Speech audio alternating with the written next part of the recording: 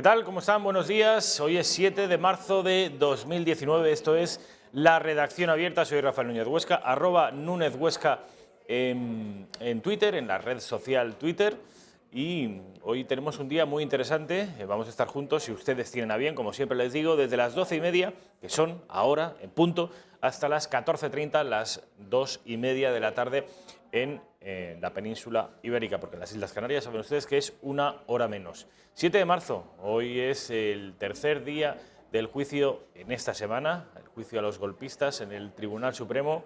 Hoy volveremos a conocer algunas novedades. La verdad es que lo que está ocurriendo en el Tribunal Supremo durante los últimos días está siendo verdaderamente interesante, porque saben ustedes que tanto Enrique Millo como Pérez de los Cobos, como ayer la secretaria judicial que estuvo aislada, cercada por los independentistas el 20 de septiembre, pues también ofrecieron testimonios muy interesantes. El juicio del procés en el Supremo permitirá escuchar hoy los testimonios de los jefes de la policía y de la Guardia Civil en Cataluña durante el pasado 1 de octubre.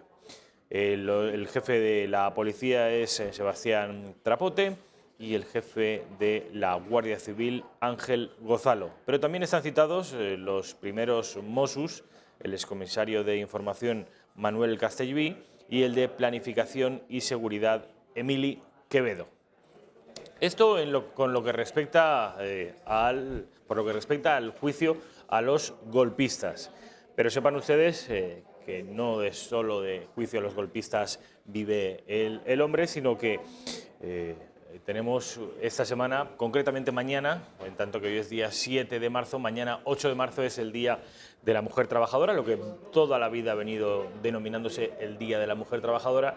Ahora, sin embargo, es el Día de la Mujer a secas, y ya no solo el Día de la Mujer, sino la Semana de la Mujer. Estamos en toda la semana, los medios de comunicación, los grandes medios de comunicación, refiriéndose a esta semana como la Semana de la Mujer. A menos de 2 meses de las elecciones generales, los líderes políticos continúan con una frenética precampaña en vísperas del Día Internacional de la Mujer y de la manifestación de este viernes por el 8 de marzo, el famoso 8M.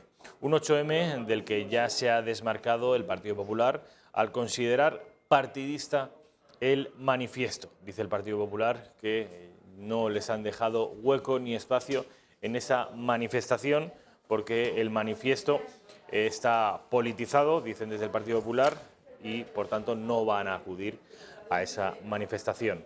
Por supuesto, Vox, el partido de Santiago Abascal, tampoco acudirá a la manifestación, de manera que ya serán 2 grandes partidos, del centro derecha y de la derecha, los que permanecerán al margen de esa manifestación que, bueno, puede decirse que nunca ha tenido en realidad vocación transversal esta manifestación, porque todo el que ha discrepado mínimamente de las tesis feministas pues ha sido linchado en la plaza pública, de manera que parece lógico que el Partido Popular se haya desmarcado y que Vox desde el primer momento haya advertido que a ellos no les esperan en este tipo de manifestaciones. Bueno, pues ya les digo, estos son los dos aspectos más interesantes del día de hoy. Vamos a tener a Iván Vélez, que presenta un nuevo libro, La conquista de México, la Nueva España. Iván Vélez lo vamos a tener en breve. Vamos a tener también a Rosa Cuervas Mons, a nuestra directora editorial, que ayer estuvo en Bruselas, como también estuvo en Bruselas Mazali Aguilar. Mazali, ¿qué tal? ¿Cómo estás? A plaisir. ¿Has podido practicar tu capacidad de...? He practicado el francés, he practicado el inglés, y ayer tuvimos un pequeño rifirrafe con uno de los flamencos de lacito amarillo independentistas que les dan pábulo a los presos políticos que no políticos presos. Y, sí, a los políticos presos que no presos presos políticos, perdón. Yo también me hago un lío. Sí, yo también me hago un lío. Bueno, si tu verdad es que en el... bueno, primero, Rosa Cuervos Mons estuvo bárbara, espléndida, pero de la misma manera que estuvo Javier Ortega, Jorge Buxadé, estuvo... Malena Contestí. Sí, una jovencita de Vox que estuvo bordada también. Y luego El protocolo de la Eurocámara lo que hace es que marca unos tiempos y marca un periodo para preguntas-respuestas. Y hubo este tipo, que es flamenco independentista, que se permitió el lujo de ir con el lacito amarillo, y en lugar de hacer una pregunta, soltó el speech. Lo que quería era absorber todo el tiempo hasta que llegó un momento que, claro, empezó a meterse con España y de repente, que esta mañana me he hecho mucha gracia, pero me llama una de mis hijas y me dice, mamá, sales en Euronews diciendo lo de, and the question is, porque claro, y la pregunta es, ¿qué pregunta es esta? En lugar de estar en una, bueno, es verdad que cortamos el ritmo del señor, la gente se le echó encima, bueno, fue entretenido, pero de verdad que es una, pues mira, porque la gente es muy educada y muy buena anfitriona, pero el anfitrión que teníamos nosotros, el eurodiputado polaco, ¿no? podría haber perfectamente en ese momento haberle privado de la voz, porque tiene la potestad de hacerlo e inclusive de expulsarlo de la sala. No lo hizo y fue una pena porque había mucha gente que quería haber hecho preguntas a Javier y al resto de los tertulianos, pero no hubo. Estuvo bastante lleno el aforo, ¿eh? Bastante lleno, francamente bastante lleno. Yo he estado en el Europarlamento en más de una ocasión para asistir a ese tipo de actos y acudían 5, 6, 10 personas. No fue el caso ayer, ¿eh? No, en serio que estuvo, a ver, Javier Ortega, no tengo que decir nada de él, pero estuvo brillante, pero de verdad que su discurso estuvo brillante. Rosa lo hizo fenomenal. Yo creo que estuvo también un historiador, Jesús Lainz, y claro, tiene un conocimiento al respecto. Bueno, a este pollo, al flamenco, le pegó 3 tascas o 4 que lo dejó temblando. Claro, le dijo, es usted un ignorante, tal cual. Con esa voz que parece que no puede rotular. Es usted un ignorante, le dijo lo que... Claro, con un historiador del estilo y de la estirpe de Jesús Lainz, claro, no puede un flamenco de estos de 3 al cuarto intentar decirle se pone lo que flamenquito no es. y... Se pone flamenquito y le pegaron 3 tascas que lo dejaron mirando a Cuenca. Bueno, nunca mejor dicho. Pero muy bien, la verdad es que muy interesante. Vamos a ver, están viendo ustedes imágenes de la conferencia en el día de ayer. Vamos a ver si, Raquel, a ver si podemos ver y escuchar también a Javier Ortega una parte de su discurso, de su plática en el día de ayer en Bruselas. No es la acusación de un partido político, es la acusación del pueblo español en defensa de sus instituciones, de su unidad, de su ley y de su dignidad. Porque nosotros hemos tenido que ejercer esa acción popular recogida en nuestra Constitución porque vimos que el Estado se cruzaba de brazos. Y solo un año después logramos que la Fiscalía General del Estado entrase también a querellarse contra los golpistas. La contundencia que le caracteriza, como siempre, ¿no? La verdad es que, y un momento me encantó una frase que también, ¿no? Al hilo de las acusaciones que nos hacían, le dijeron, sin España, sin la batalla de Lepanto, sin Carlos V, todas las señoras de aquí llevarían burka. La frase fue, vamos, lapidaria. O sea, lapidaria y verdadera. No, y verdadera, pero verdadera, absolutamente. Porque esta frase luego la han sacado de contexto muchos medios de comunicación y muchos tuiteros queriendo ridiculizar a Javier Ortega. Este hombre ya está viviendo en la España de los tercios y tal. Pero porque son unos ignorantes, Rafa. O sea, porque efectivamente sin la expulsión de los musulmanes, que además debió ser brutal el tiempo que estuvo los 8 siglos de cuasi dominación musulmana en España, la verdad es que no debió de ser en absoluto una etapa cómoda para los cristianos. De lo poco. Yo no soy una instruida en estos asuntos, pero leo siempre lo que puedo al respecto y de grandes historiadores, por supuesto que sí. Y de verdad que no debió de ser en absoluto nada cómoda para los cristianos españoles de aquella época, de modo que tiene toda la razón en decirlo. Y esta gente lo que nos quiere es llevar otra vez al oscurantismo de esa época y va a ser que no. Desde luego. Va a ser que no. ¿Cómo fue el recibimiento a Javier Ortega? Porque yo he visto mucha gente que se quiso hacer fotos con él. A ver... La verdad es que es imposible, o sea, yo que siempre me coloco detrás, de verdad que hay veces, vamos, siempre un poco... Yo te he visto en todas las televisiones, eso que lo sepas. Que sepas que nosotros tenemos, ellos son, digamos, los importantes, van como en ala delta y nosotros vamos justo detrás, pues, como debe de ser. Claro. Pero si vamos Jorge Buixadé y vamos Andrés Porta, que es nuestro tesorero, que también estuvo con nosotros en Bruselas, y la verdad es que la prensa intentaron que diera un canutazo, hubo una periodista que le increpó de alguna manera, hizo alguna pregunta y le dijo, venimos a Europa, venimos a defender a España y a la libertad, porque le hizo una pregunta un poco tal, y no le dio, o sea, para él era importante primero ir a la sala, porque más los tiempos hay que cumplirlos y luego porque la prensa le estaba esperando después de la conferencia, de modo que, pero el recibimiento fue francamente bueno, de verdad, francamente bueno, no es por... ¿Tuviste oportunidad de practicar inglés y francés? Sí, absolutely. ¿Te ves de eurodiputada? Lo que quiera el partido, ¿no? Tú ya sabes, lo que diga mi presidente, lo que diga mi Comité Ejecutivo Nacional, yo haría. O sea, a ver, Rafa... Pero no me negarás que te hace ilusión. Yo siempre lo he dicho, a mí me encantaría ir, porque yo creo que en Europa, en contra de lo que mucha gente piensa, es donde hay que dar la batalla. Rafa, hay que dar la batalla allí. O sea, es que se están dirimiendo muchísimas cosas. Entonces, hay que decir... ¿Tú habías estado en el Europarlamento? Creo que estuve una vez invitada por... Sí, creo no, con seguridad. Yo tengo una amiga que es Teresa Zabel, la doblemente regatista, es mi amiga mía, y cuando ella fue eurodiputada, yo tuve a bien acercarme y la estuve viendo en el Parlamento Europeo, de modo que esa vez la única vez que estuve allí, y la verdad, pero no recordaba mucho, en serio. Es verdad que nos llevaron para ver las tripas del euro... Sí. Yo he estado también para verlo. Y es cuando menos es aquello... El lugar es mastodóntico, ¿eh? Uf. Yo decía, y cómo, de hecho, nuestros jóvenes anfitriones, que son un grupo de jóvenes españoles que estaban trabajando para uno de los grupos de la Eurocámara, nos iban llevando como cicerones, ¿no? Decían, aquí está, porque yo le preguntaba, ¿no os habéis perdido? Y decía una de ellas, decía yo, muchas veces. Bueno, una de las niñas que ha estado trabajando... Sí. Una de vuestras niñas jóvenes maravillosa. Ya he preguntado por ella y me han dicho que está fenomenal. Fenomenal. Y la verdad es que nos hizo de guía y nos decía que ella se había perdido unas cuantas veces. Mazzali, con respecto a Vox, todo el mundo sabe, conoce, incluso los enemigos más enconados de Vox reconocen que Vox va a tener representación y una representación muy importante en todos los parlamentos, también en el Europarlamento, de manera que están empezando a conjeturarse. El otro día, sin ir más lejos, por ejemplo, el eurodiputado del Partido Popular, Esteban González Pons, hablaba de Vox, que acabaría integrándose en el mismo grupo que el Frente Nacional, que Salvini, que esta gente. Lo que está claro es que en el grupo de los socialdemócratas no vamos a estar. ¿En qué grupo? ¿Esto se sabe? Yo no. Y además repito lo que dice siempre Santiago Abascal al respecto. Es decir, nosotros vamos a ir a defender los intereses de España. No tenemos la más remota idea de... hay grupos que nos están, digamos, entre paréntesis, cortejando. Yo lo entiendo. Quiero decir que si realmente las expectativas se cumplen y dentro del Parlamento Europeo se están ya teniendo sus propias estadísticas y ellos están diciendo que entramos mínimo 7.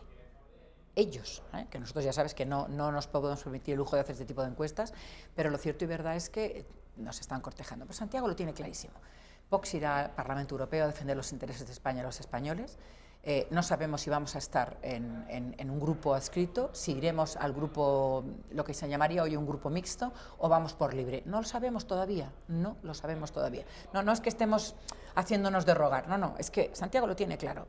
Solo tenemos un objetivo, ir a Europa, defender a España y a los españoles, y veremos a ver si, hombre, es lógico, si te integras en un grupo estás un poco más protegido y lógicamente tienes también la defensa y el apoyo de estos otros europarlamentarios que están en ese otro grupo, pero en estos momentos no hay en absoluto nada decidido. Si vamos a estar o no en un grupo o si vamos a ir por libres o iremos en el grupo de los, digamos, llamados mixtos o independientes.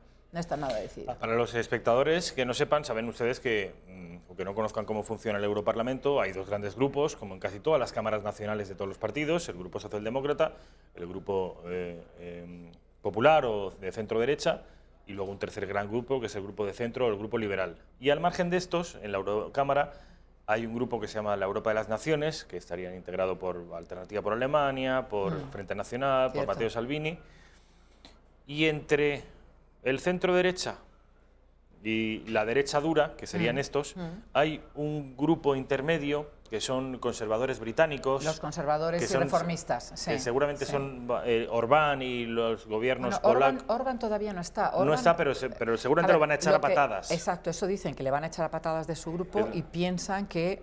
Podría recalar aquí. ¿Este es el sitio donde va a estar Vox? Podría ser, ¿no? Es uno de los grupos que nos están, digamos... Yo ahí lo veo.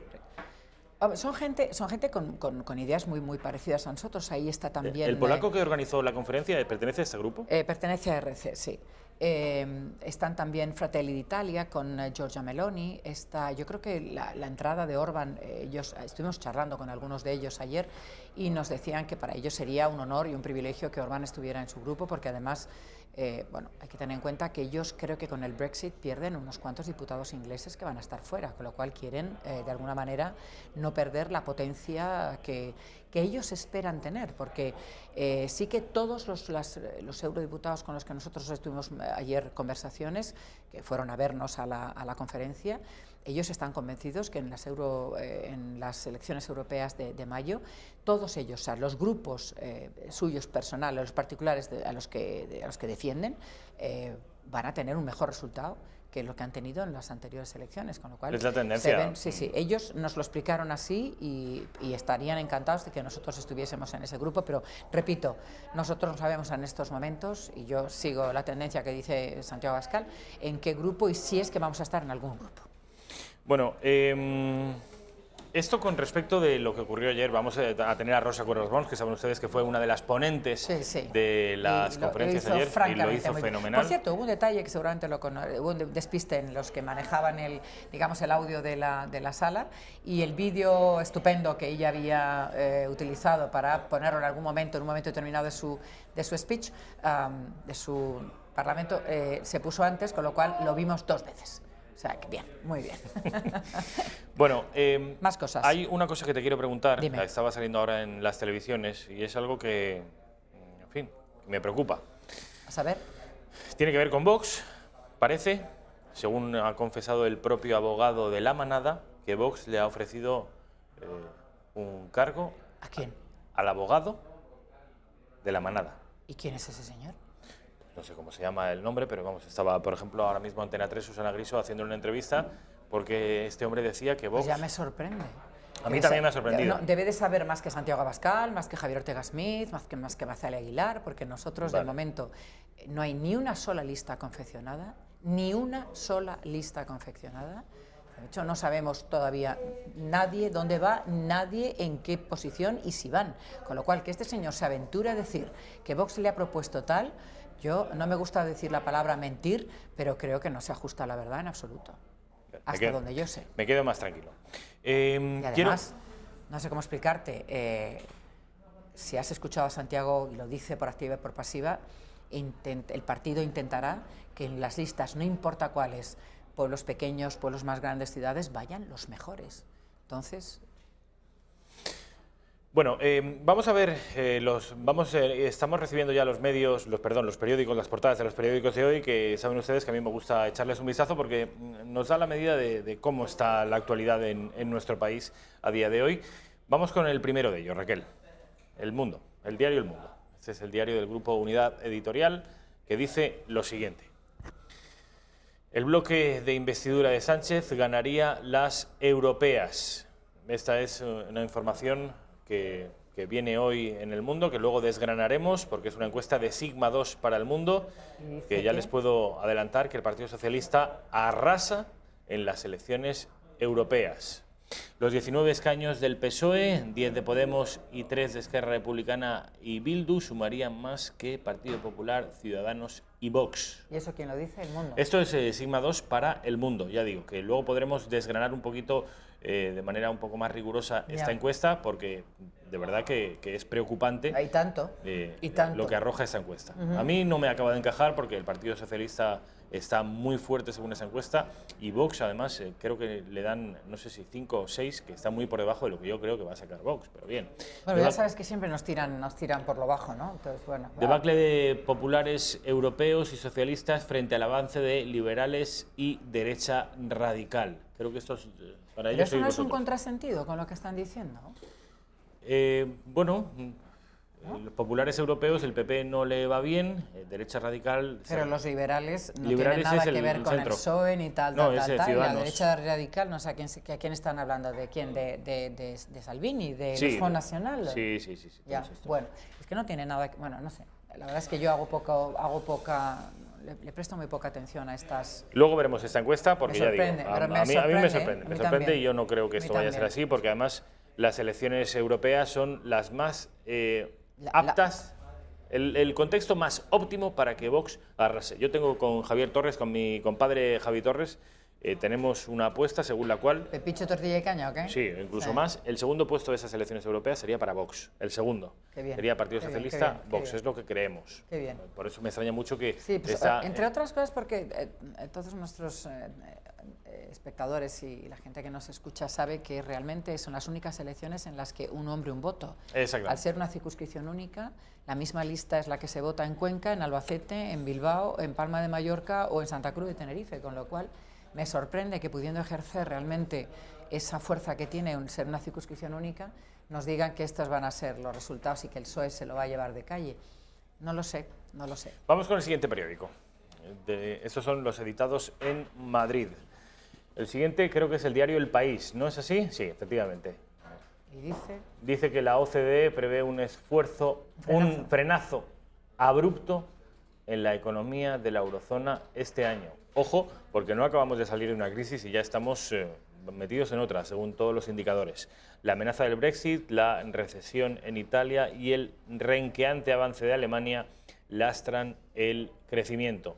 Y luego la foto de portada, la foto principal del diario El País, pues señala una vez más, como llevamos toda la semana haciendo, a el 8 de marzo. ¿Sabes? Bueno, que es el Día de la Mujer. No en mi nombre, ya viste el vídeo que tiene a Rocío Monasterio de principal, bueno, de protagonista, como no podía ser de otra manera, con un montón de gente estupenda, mujeres fantásticas de Vox detrás, pues ya lo he dicho, no en mi nombre. ¿Qué me estáis contando? Si nosotros realmente representamos al feminismo de verdad. O sea, ella, arquitecto, no arquitecta, arquitecto, 4 hijos, un dirigente de un partido, o sea, maneja las cosas divinamente, es una señora con una fuerza imponente, con una cabeza brillante, guapa, joven, y encima, bueno, ¿qué le van a enseñar a ella de feminismo? Es que no entiendo, no, en fin, es igual. Tú estás igual en las mismas tesis, ¿no? Porque bueno, tú también yo soy algo mayor, soy mucho menos guapa.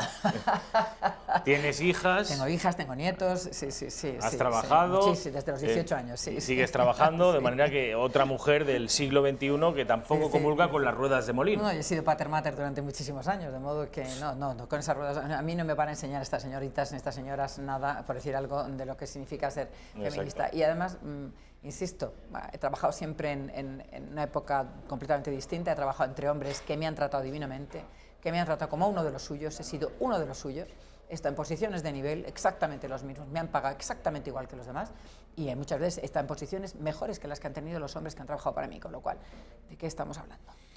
Una locura. Vamos con el siguiente periódico. Este es el diario ABC, que habla del testimonio de ayer de la secretaria judicial, Tremendo. de la señora del Toro, acosada entonces y ahora. Las terminales del independentismo difunden el rostro de Montserrat del Toro para intimidarla, tras declarar lo que padeció en 17 horas de asedio a la Consejería de Economía.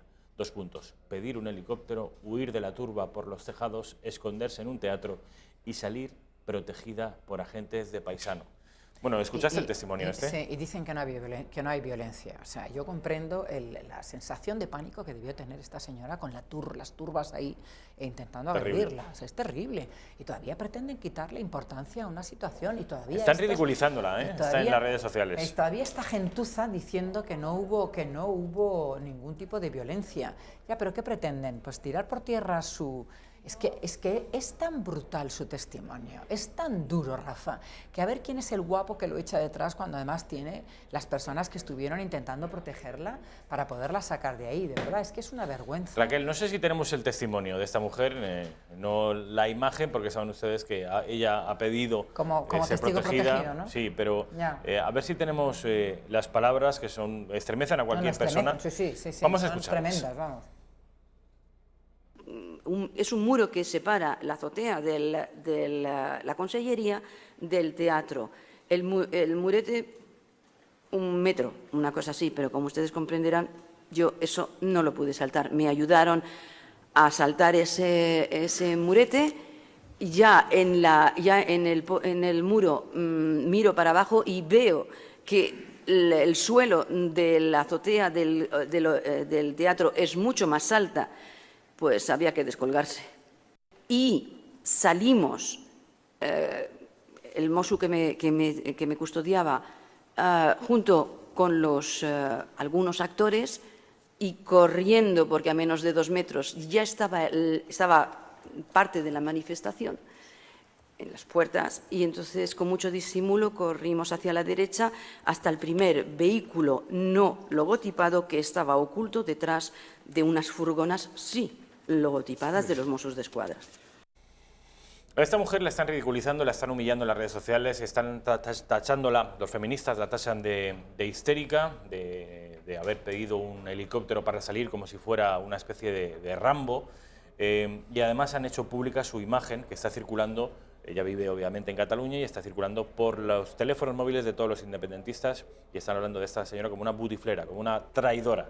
Esto es el separatismo, se supone que pacífico, alegre muy y falticorto. Mira, yo que escucho algunas otras cadenas de radio también y todos coincidís en lo mismo. ¿Dónde están las imágenes de la violencia brutal que se ejerció contra la policía? Es decir, es que hubo lesiones, hubo heridas, hubo sangre de por medio.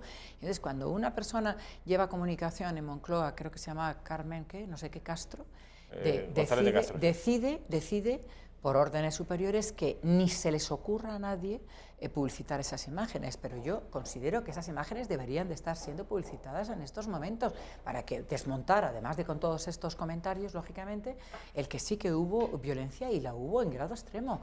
Pero bueno, no sé si nos acordamos todos de los pequeños, no, eran los coches, ¿no? Las furgonetas de la Guardia Civil y los tíos subidos encima, pateando y con todas las pegatinas. Creo que desaparecieron hasta armamento de esas. Sí.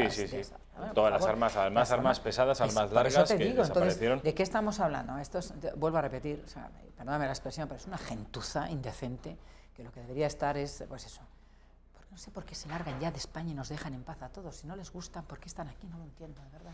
Vamos a escuchar a Pérez de los Cobos, que saben ustedes que fue el responsable, el coordinador policial de aquella jornada, en realidad de toda la última fase del procés, que desmontó punto por punto las acusaciones y los mitos que el separatismo está haciendo circular desde hace casi 2 años.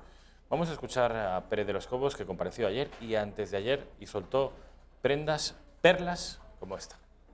Lo que más interés policial tenía para mí era, por encima del número de gente, la actitud de esa gente. La carga es una actuación contundente para disolver una manifestación o para desalojar un centro o un espacio. La voz femenina que yo oí por la tarde me pareció, y lo he dicho a preguntas del Ministerio Fiscal, me pareció reconocer la voz de la señora Forcadell. ¿Por qué motivo se planteó pedir un helicóptero? Que yo era un tumulto de gente y entonces era absolutamente imposible salir por la calle, no se podía transitar por la calle. Inocentemente pensé que, bueno, que a lo mejor habría alguna posibilidad de salir, pues solo quedaba por aire. Sedición y rebelión. Sedición. ¿Lo recuerda usted? Sí, hacía mención a esos delitos en lo que es la fundamentación de por qué íbamos a hacer la entrada de registro. Pero también estaba el señor Trapero, que había recibido el mismo auto pocas horas antes y que, a pesar de haber recibido ese mismo auto que le ordenaba impedir el referéndum, se había presentado ahí en esta Junta de Seguridad, se había sentado, por supuesto, en el lado de la Generalitat. Yo creo que podía haber, o sea, tenía una oportunidad de oro para no haber asistido. No solo asistió, sino que hizo unas intervenciones que estaban absolutamente en la línea con el resto de los que estaban sentados en el mismo lado de la mesa que él, que eran los convocantes de esa actividad ilegal que a él se le había ordenado impedir. Y una vez terminada la votación, con la colaboración de los propios organizadores de la actividad ilegal, pues recibir las urnas y las papeletas y anotarlo como un colegio supuestamente cerrado, con lo cual aparentaban ante la autoridad judicial el cumplimiento del auto, mientras que habían permitido la actividad durante todo el día. Qué miserables, ¿eh? ¿Puedo hacer un comentario respecto al señor Pérez de los Cobos? Y lo dice aquí ahora. Es decir, yo no recuerdo haber escuchado ni de este señor ni de, digamos, los responsables en su momento del Ministerio de Interior cuando suceden estas cosas, nada semejante. Y se lo callaron durante todo este tiempo. Es decir, no sé si me estoy explicando. Es decir, cuando existe un golpe de Estado y un delito de rebelión y el gobierno es inane y no hace absolutamente nada, sino nada por intentar evitarlo, estos señores eran los responsables de Interior en su momento.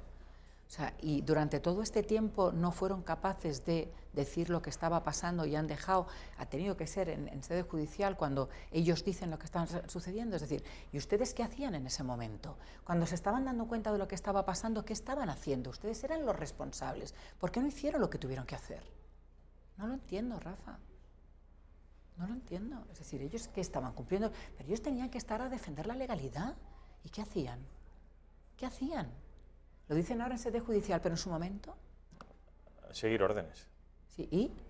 O sea, la indignidad les lleva a eso, a seguir órdenes porque hay que seguir comiendo o poner la mano para que te den... Cuando realmente está en juego la unidad de España y algo más que tener tu trabajo y ser el coronel Pérez de los Cobos, no lo sé. La opinión del Quim Torra, del presidente racista de la Generalitat, es que este juicio es, él lo ha llamado un juicio fake, un juicio antidemocrático y un juicio que no es justo, precisamente por ser un juicio de la justicia española, es lo que dice. Estamos asistiendo a un juicio que ha mutado de juicio fake a juicio de la vergüenza. Un juicio que cada día nos indigna más profundamente en estas arenas de la vergüenza cuando parecía imposible caer más bajo. Lo estamos viendo. La verdad es que las declaraciones de ayer nos producen una auténtica y profunda vergüenza a todos, a los catalanes, a todos los catalanes, independentistas o no, a los que fueron a votar el 1 de octubre y a los que no. Dime tu opinión sincera de lo que opinas de este hombre. Quiero saberlo, ¿eh? A mí la sensación que me da... No, la sensación no sé, yo te digo, lo que no puedo entender es cómo la justicia española todavía este señor no lo mete en la reja. Pero vamos, es que tenía que estar con el otro en la cárcel. O sea, él sigue manteniendo un estado digamos, de presión en Cataluña porque sigue pensando... Primero, este es un loco de la vida. O sea, él sigue pensando que él va a poder hacer independiente esa región de España. Y lo que es para mí más intolerable es que le siguen permitiendo que diga todo eso, que siga, que para mí ya es el despiporre. Vamos a ver. Como evidentemente este gobierno los necesita para ahora y para pasado mañana, sigue soltando una riada de millones importantes. ¿Cómo es posible que no exista ningún mecanismo para evitar que estos señores sigan abriendo sus embajadas a lo ancho y largo del globo terráqueo? Y siguen insultando a España, y siguen presionando, y siguen manteniendo la única idea que se les pasa. Bueno, deben tener solamente una neurona, y la neurona que tienen la tienen exclusivamente para hacer, o para intentar hacer que Cataluña sea independiente. No lo van a conseguir, pero, insisto, de verdad que no, que el gobierno español, que además que la ley y la justicia no tiene las herramientas suficientes como para poder meter una demanda a este tipo y llevarlo a la cárcel, es que sigue insistiendo en la rebelión, es que no cambia un ápice su discurso. Sí, este hombre, ni un ápice, o sea, estos han cogido, como digo yo, o sea, el carril y van por el carril, pero es que, a ver, lo bueno que tiene es que tampoco engañan a nadie, es decir, no podemos esperar otra cosa distinta, pero ellos siguen achuchando a la gente y siguen presionando y siguen, a ver, yo no he vivido en Cataluña más que esporádicamente, pero me imagino a esta secretaria judicial, me imagino a un montón de catalanes que no tienen nada que ver con este independentismo. Sus vidas no deben estar siendo nada fáciles y estamos abandonando a una mayoría de población en Cataluña que realmente lo debe estar pasando mal simplemente porque están en contra de estos tipos que tienen una idea en la cabeza que bajo ningún concepto van a poder. Tendrías que haber oído ayer la exposición del historiador Jesús Lainz cuando empieza a colocar en dos, balanzas la historia que les están metiendo en la cabeza a los niños y la historia de la realidad de lo que fue Cataluña en su momento. O sea, claro, si durante 40 años estás bombardeando la cabeza de estos niños con estas historias, al final, evidentemente, se lo tienen que creer. Pero ya te digo, míralos, ahí están, de rositas, recibiendo un porrón de dinero y siguiendo haciendo su hoja de ruta porque no la han abandonado y no la van a abandonar hasta que los metan a todos en la cárcel. Estamos viendo los medios, los periódicos, las portadas de los periódicos y nos habíamos quedado por la del diario ABC, que nos daba pie a comentar el testimonio angustioso de la secretaria judicial. Nos quedan tres periódicos, que es La Razón, La Vanguardia y El Periódico de Cataluña. Vamos con el diario La Razón. del Grupo Planeta. 20S, prueba de violencia. 20S es la fecha en la que esta mujer fue, ella y el resto de la comitiva judicial, fue asediada en la Consellería de Economía.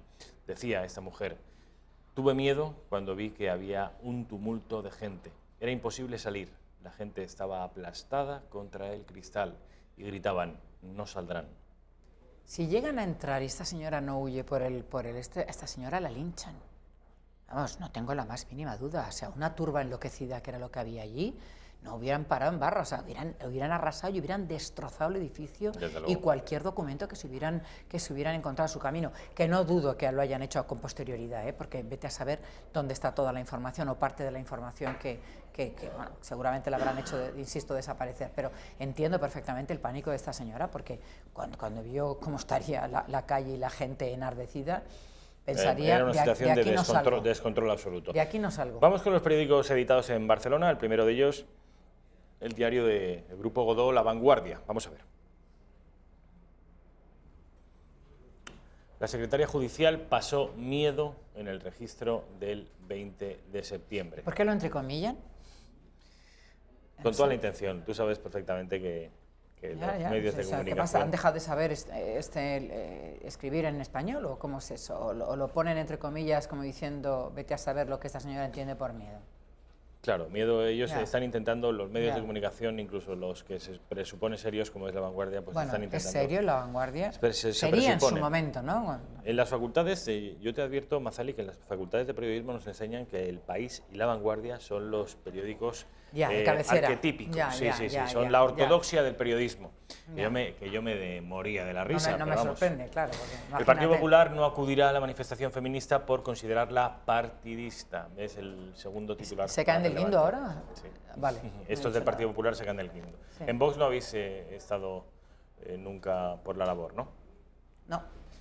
Vuelvo a repetir porque, insisto, el lema es no a mi nombre y porque más no nos representan. Yo con esta gente no iría ni a la vuelta a la esquina y bueno, muchos menos con estas feminazis que lo único que pretenden es eso, adoctrinar a nuestros niños, niñas. El Partido Popular se ha sentido excluido y en tanto que excluido pues ha decidido, cosa que a mí me parece bien, que a priori diga, bueno, vamos a darles una oportunidad y cuando han considerado que esta gente les está excluyendo hayan dicho, bueno, hasta aquí hemos llegado. Pero Rafa, ¿cómo dar una oportunidad?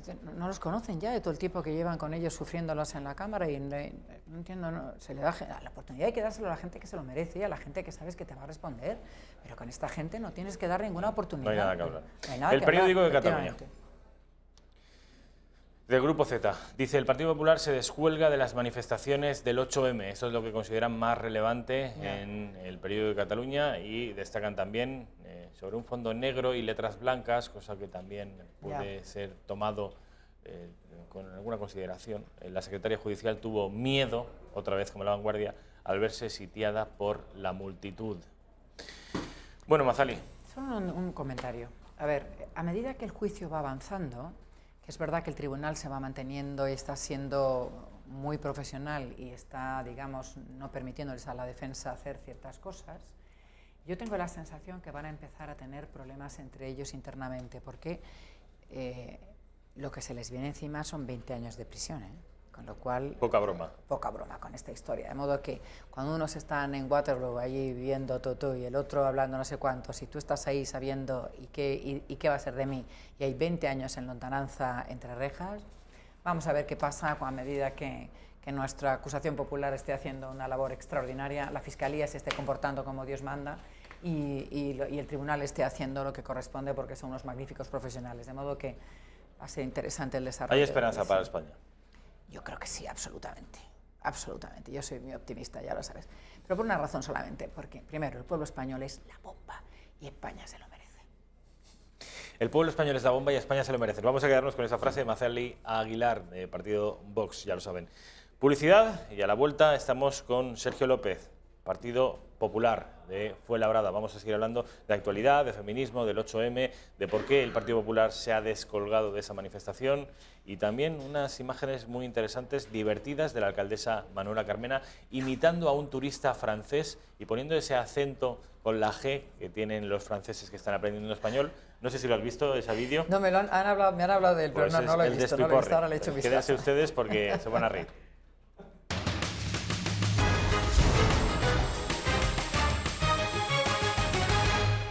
Pues ya estamos de nuevo en la redacción abierta, son las 13 y 12 minutos, las 12 y 12 minutos en Canarias. Estamos en presencia del próximo alcalde de Fuenlabrada, Sergio López. ¿Qué tal, alcalde? ¿Qué tal, Rafa? Un placer.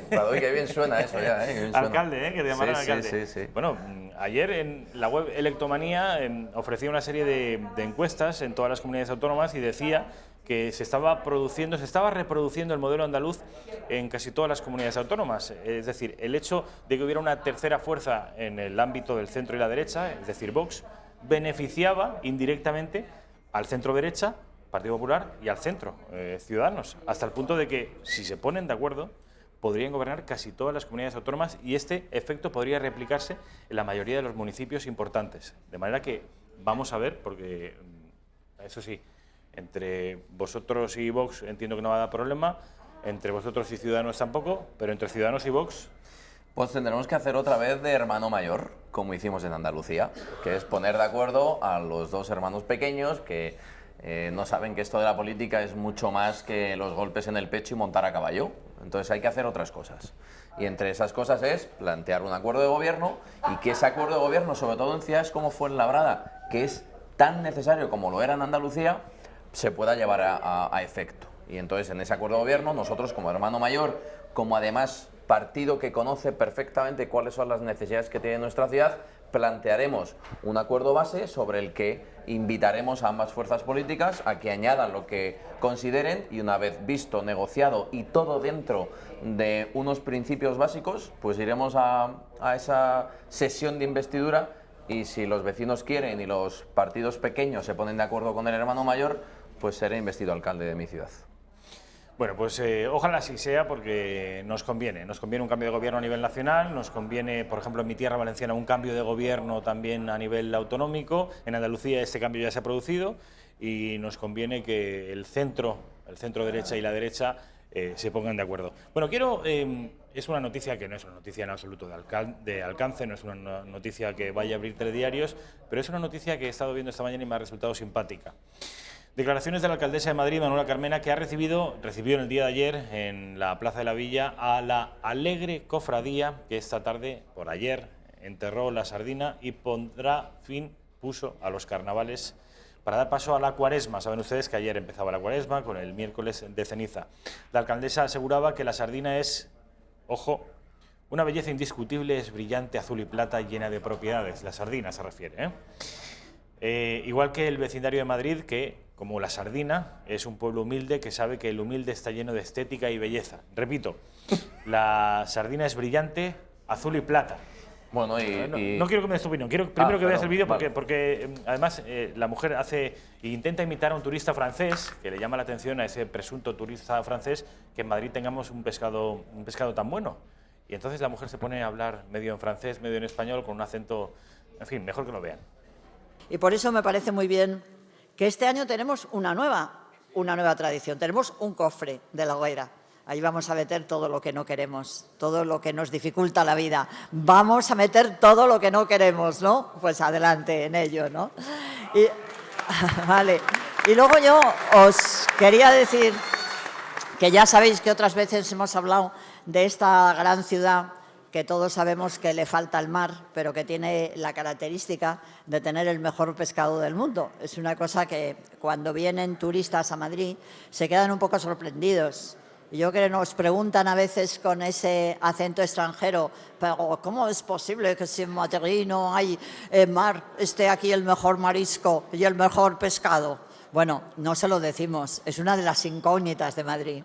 Pero yo creo que dentro de esta incógnita de Madrid, sí que yo creo que está bien que hagamos un homenaje a este pescado sencillo que es la sardina, que además es de una belleza incuestionable. La sardina es brillante, la sardina es azul y plata, la sardina va por el mar, la sardina es ágil y la sardina está llena de propiedades durante muchos, muchos años.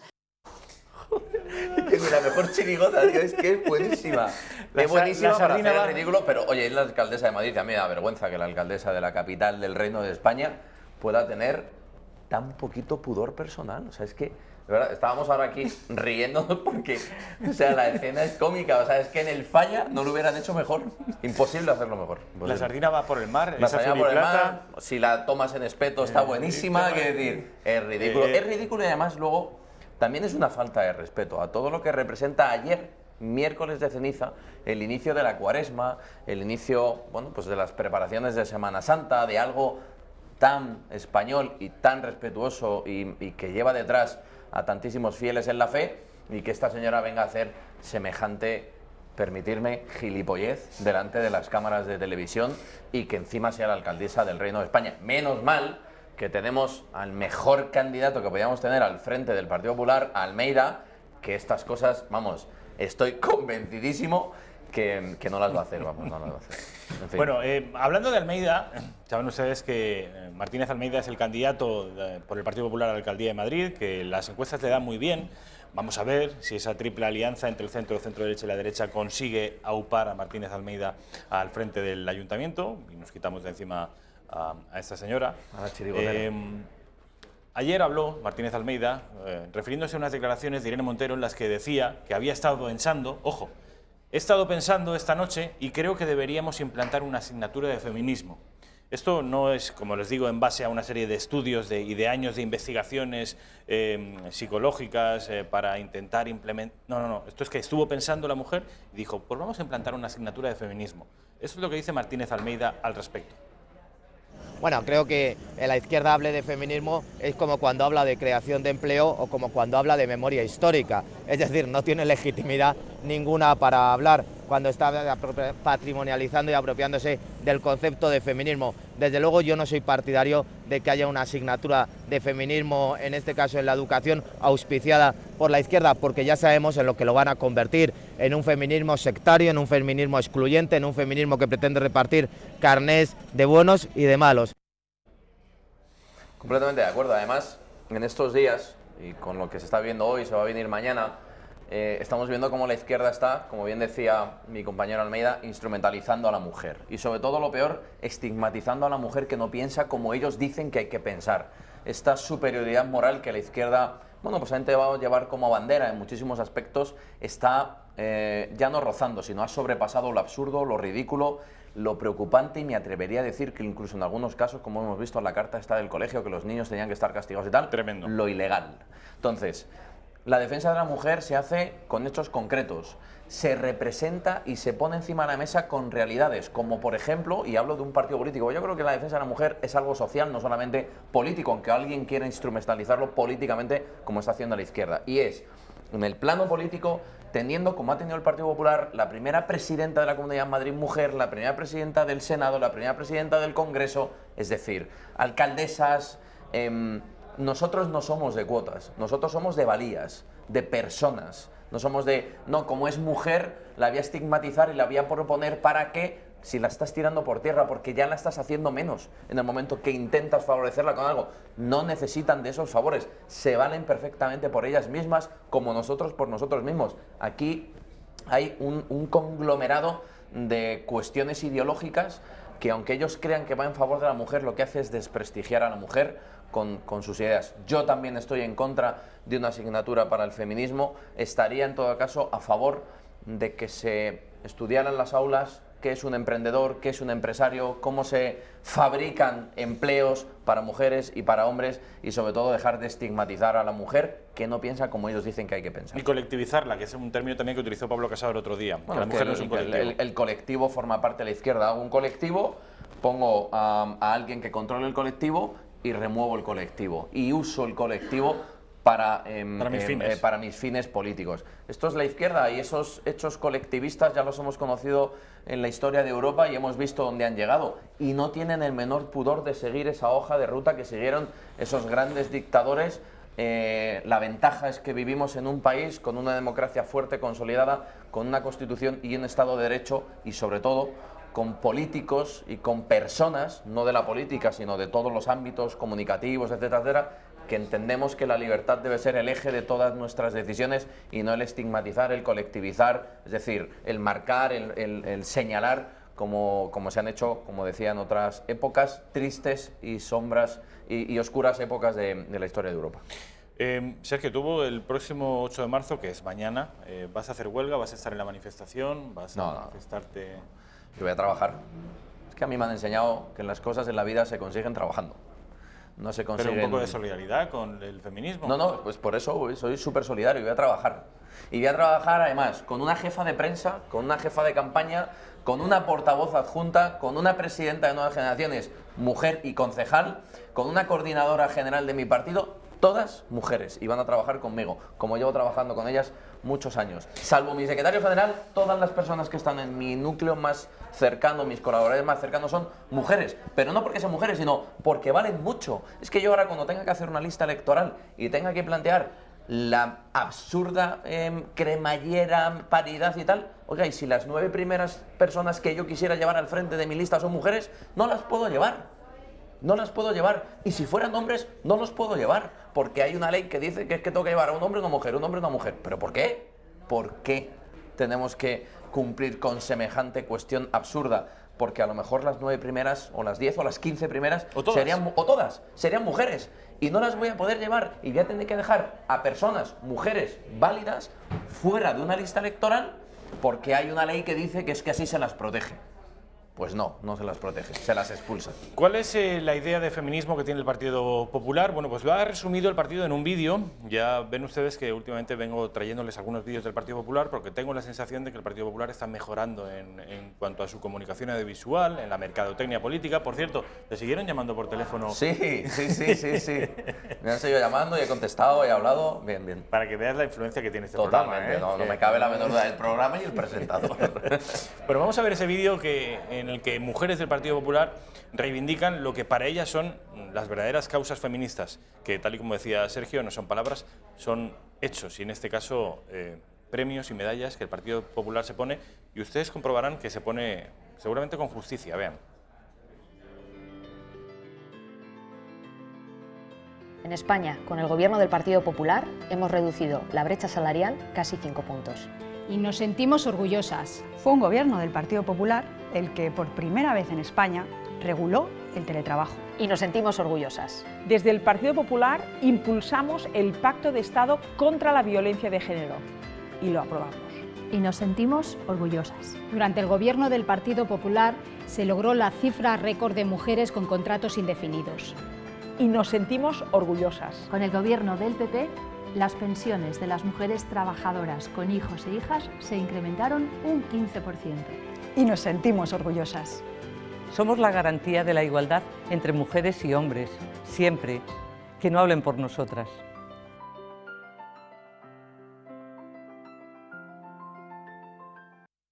Estos son los hechos que reivindica el Partido Popular. Por cierto, un partido que hace 24 horas se ha descolgado de la manifestación de mañana. Dice el Partido Popular que no encuentra hueco en esa manifestación. No, es que no tenemos hueco, o sea, si nada más que hace falta leer el manifiesto guerra civilista que lleva la comisión que organiza la manifestación y esa comisión además que ha impuesto que ese manifiesto sea el manifiesto que se lleve a los actos reivindicativos del 8 de marzo, que en vez de huelga se están haciendo hoy día 7, como coincide con la huelga, pues día 7. Yo, después de ver tanta alarma en el manifiesto, lo he leído.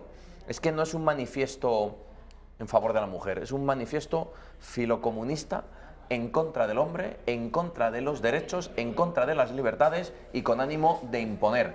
El manifiesto es infumable, o sea, estoy convencido de que cualquier mujer que lea ese manifiesto no se puede sentir identificada con eso, y me da igual la sensibilidad política que tenga. Se habla de tremendas barbaridades en ese manifiesto que, lógicamente, cuando tuvimos nosotros conocimiento del propio, automáticamente el Partido Popular, en una sabia decisión y acertada decisión, se desvinculó. Fijaros una cosa que es muy curiosa.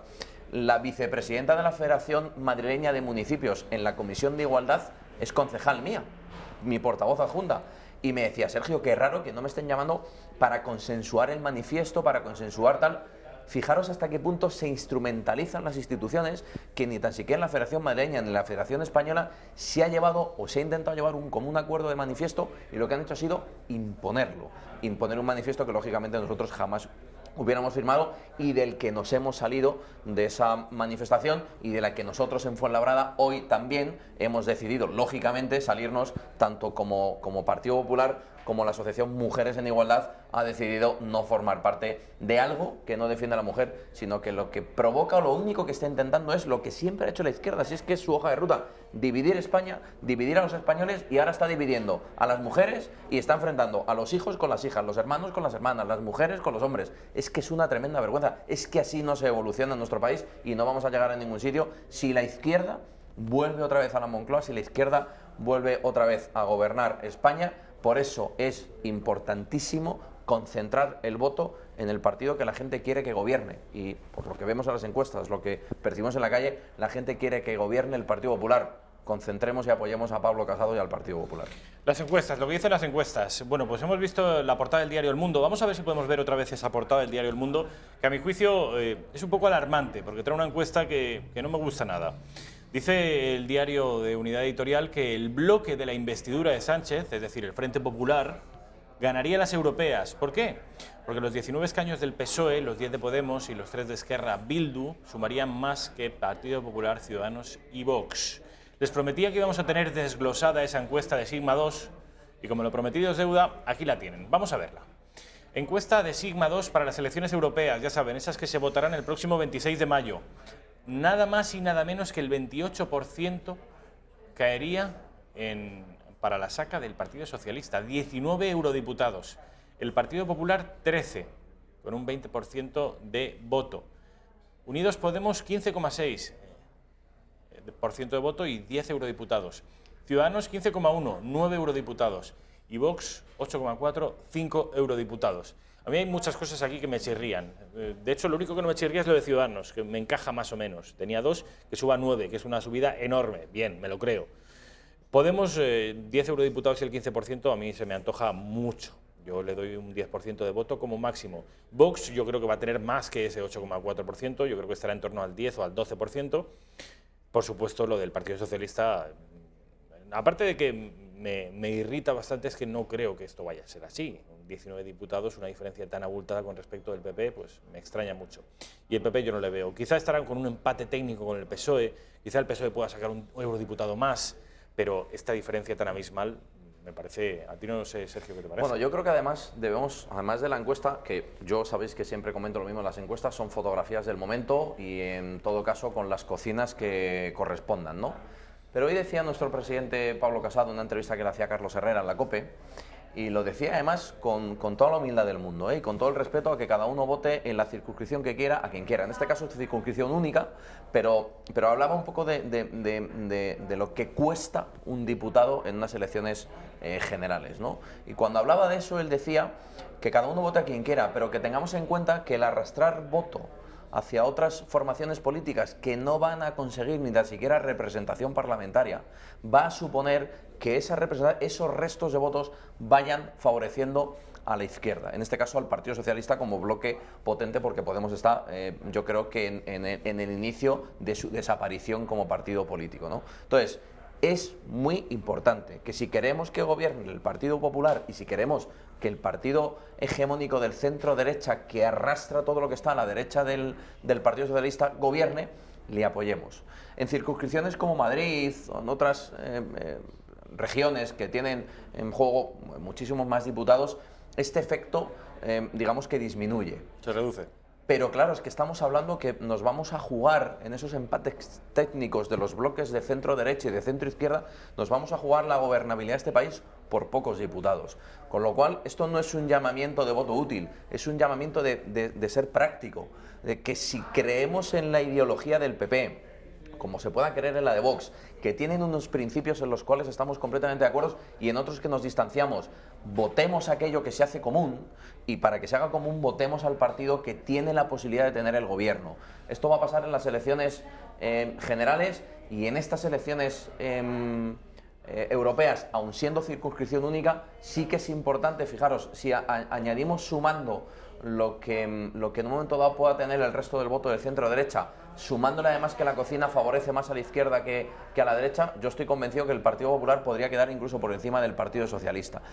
El efecto de ser primera fuerza política, además de poder aglutinar el voto del resto de los partidos que tienen ciertos núcleos en común, es importantísimo de cara a tener un partido fuerte. Y yo lo que apelo no es al voto útil, que Vox, no, que el voto útil es el nuestro y tal. No es cuestión de voto útil, es cuestión de realidad. Y la realidad es que el PP de Pablo Casado es el que puede aspirar a gobernar, el que tiene la fuerza estructural en España para gobernar y al que yo le pido a toda la gente que apoye, porque además tenemos el proyecto que salvaguardará la unidad del país y el futuro de España. Por último, quiero que me des tu opinión con respecto a un asunto que está tramando el Partido Socialista, sigue con su narrativa guerra civilista. Quiero, Raquel, que veamos ligadas además las declaraciones de la ministra de Justicia, ya en funciones, Dolores Delgado, hablando de reivindicar el exilio republicano, y el ministro de Interior, Marlaska, también en funciones, hablando, este ha sido hoy, de que los restos de Franco salgan inmediatamente del Valle de los Caídos. Dos declaraciones, dos testimonios que deberían ir ligados, porque yo los encuadro dentro de una misma narrativa de reivindicación guerra civilista, y que ellos piensan que así, y parece que no les está yendo del todo mal, pueden fagocitar parte del voto de Podemos. Vean. 80 años después, ha llegado el momento de que sea el Estado quien rinda homenaje al exilio, que sea el Estado español, y que haga todo lo posible para darlo a conocer, lo que fue y lo que significó. Es tiempo de recordar, es tiempo de reivindicar. Yo es que todavía no alcanzo a comprender cómo no todos los españoles estamos conformes con menos temas burocráticos y que esos restos tuvieran que salir ya inmediatamente, y nos cobijamos en sí que hay un recurso, otro recurso, y parece que alguien va a ganar algo porque salgan más tarde los restos de Franco. Yo creo que lo que tendríamos que estar todos de acuerdo es que los restos de un dictador, cuanto antes salgan de ahí, mejor para todos. Esta es la señora que insultaba al otro señor, ¿no? Es esta, ¿no? Esta es el dueto, ¿no? La que llamaba maricón, la primera llamaba maricón al segundo. A eso es, ¿no? Bien. Sobre el segundo, a mí me da exactamente lo mismo donde esté enterrado un dictador. Me da igual. Es que me da exactamente lo mismo. Será la familia, que probablemente sea la familia, de hecho está siendo la familia del dictador en su legítimo derecho de reivindicar dónde tiene que yacer su familiar. Esto es una cuestión jurídica y una cuestión tal. A mí, personalmente, a Sergio López, y creo que al Partido Popular, nos da exactamente igual. Sí que nos preocupa que hoy el presidente del Gobierno de España se prefiera reunir con dictadores en otros países antes que con la disidencia. A mí eso sí que me preocupa. Que se preocupe de dónde está enterrado un señor hace ya N años a hoy. 1, 2... lo que decía la primera, Dolores Delgado. La Dolores Delgado, la que insulta al segundo. Claro que es tiempo de recordar, pero no solamente a los de las cunetas, también a los de las checas, también a los de Paracuellos, también a los de la posguerra de todos los bandos, a los de la guerra. ¿Por qué se produjo esa guerra? ¿Qué momento histórico se vivía en esa idílica república que ellos decían que era, cuando republicanos confesos tuvieron que exiliarse de esa Segunda República porque querían asesinarles, porque ya no pensaban que esa Segunda República era lo bueno para España? Es decir, si hacemos un resumen de por qué llegamos a la guerra civil, por qué llega Franco y por qué vivimos la desgraciada época de la posguerra y de la guerra, muchos tendrían que callar. ¿Es momento de recuerdo? Sí. Es momento de recordar a todos, porque de eso aprenderemos en no volver a caer en eso, que es lo que yo creo que la izquierda provocó en su momento, y ahora con muchas diferencias es muy difícil que un país como España vaya a la guerra. Porque provoca fractura social, provoca buenos y malos, provoca este tiene que estar aquí y este no. Ya está bien de que nos intenten abanderar con cuestiones que a lo mejor les puede resultar, o les puede sacar un rédito político en su esfera ideológica, ¿no? Pero esto al final enfrenta a los españoles y yo creo que ese no es el camino a seguir. Sergio López, como siempre, mil gracias. Un placer, por estar aquí en la redacción abierta, por darnos tu opinión, y enseguida van a poder escuchar otra opinión, que es la de mi compañero Xavier Cajo. Vamos a hablar de economía, vamos a hablar con Xavier Cajo inmediatamente después de esta publicidad, que es cortita, un par de minutos.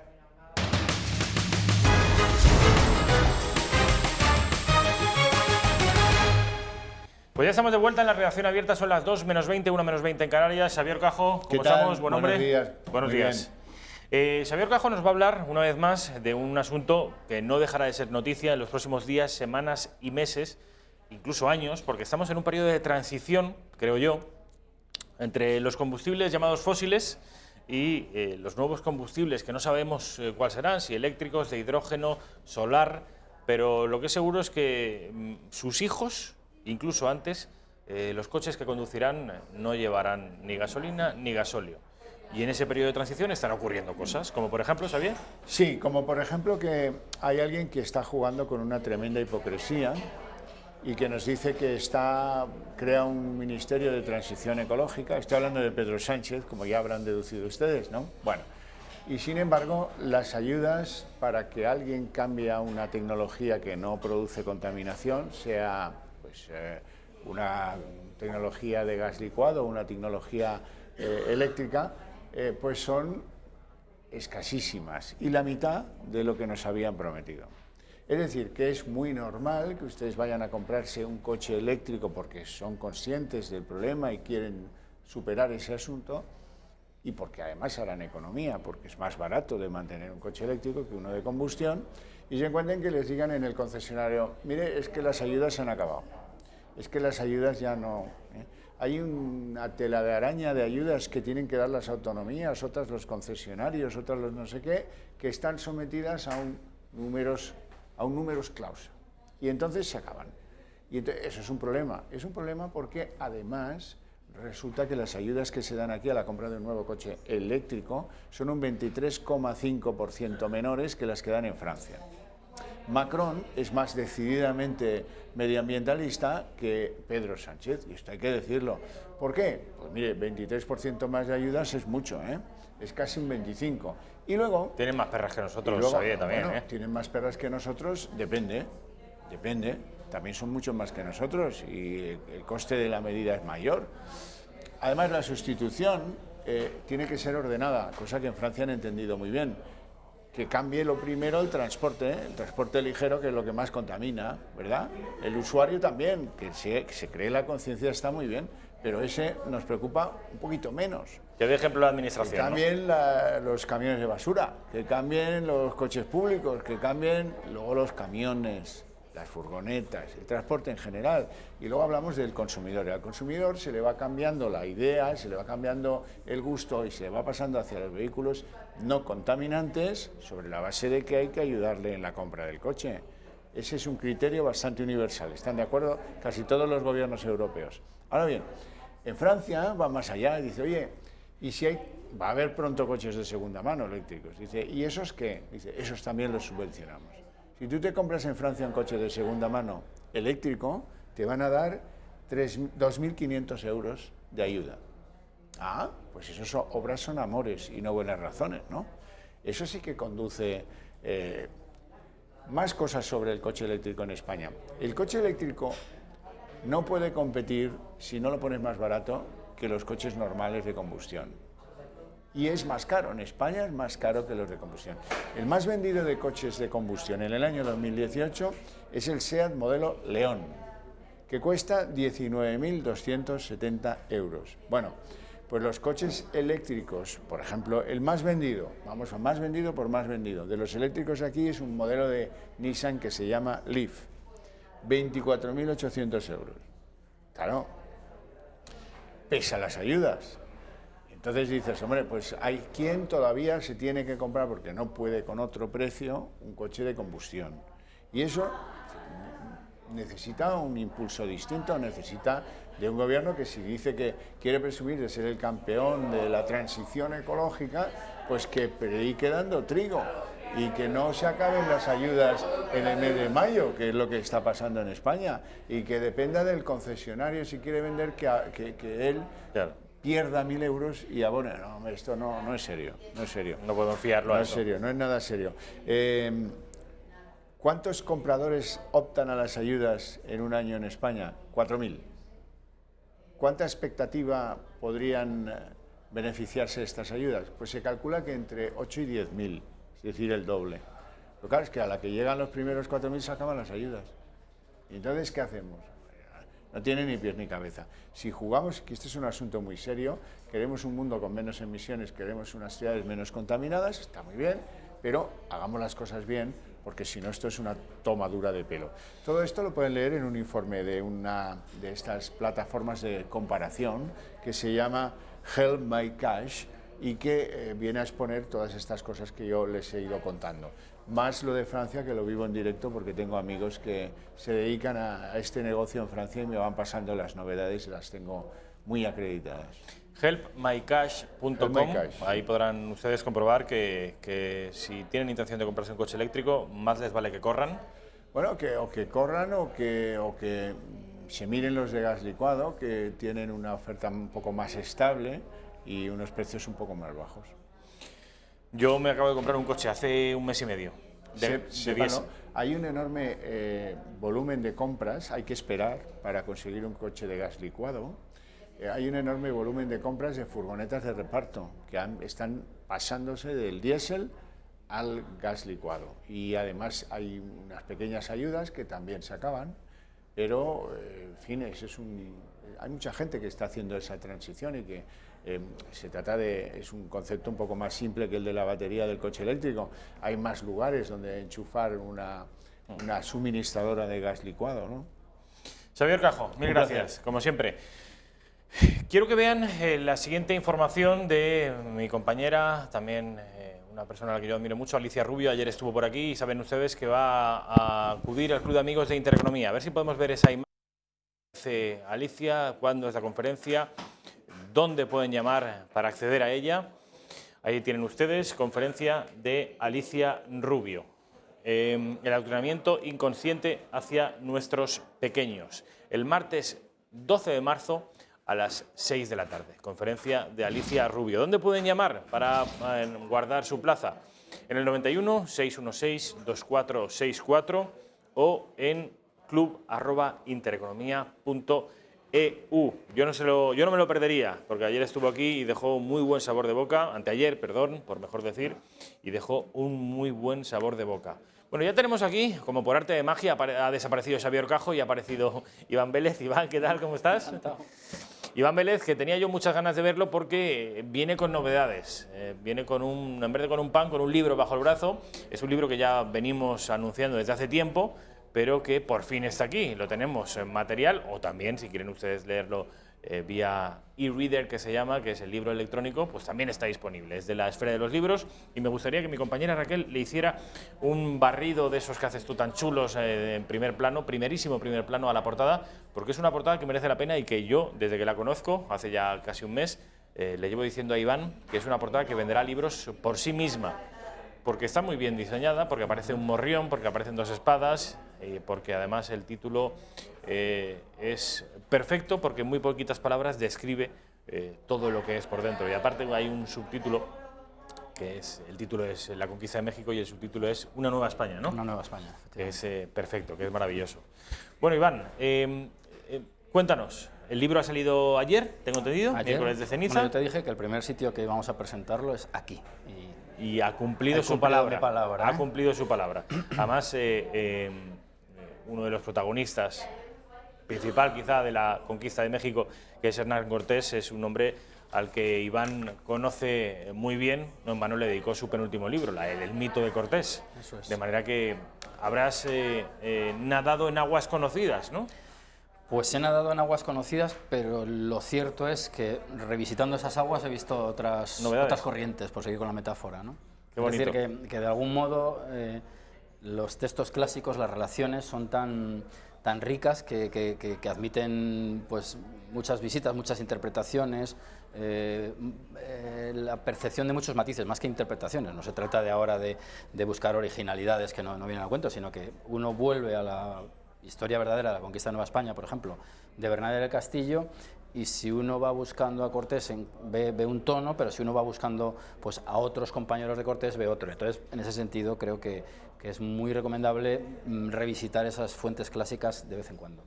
Miren ustedes lo que les decía, qué portada más hermosa, con ese morrión que ya es un icono, es un tótem de la conquista española. En el 5º centenario de la llegada de Cortés a México es imprescindible volver sobre aquellos hechos que las crónicas antiguas nos han legado. Lo ocurrido desde 1519 hasta la caída del Imperio Mexica constituye el primer avance continental hispano en el Nuevo Mundo.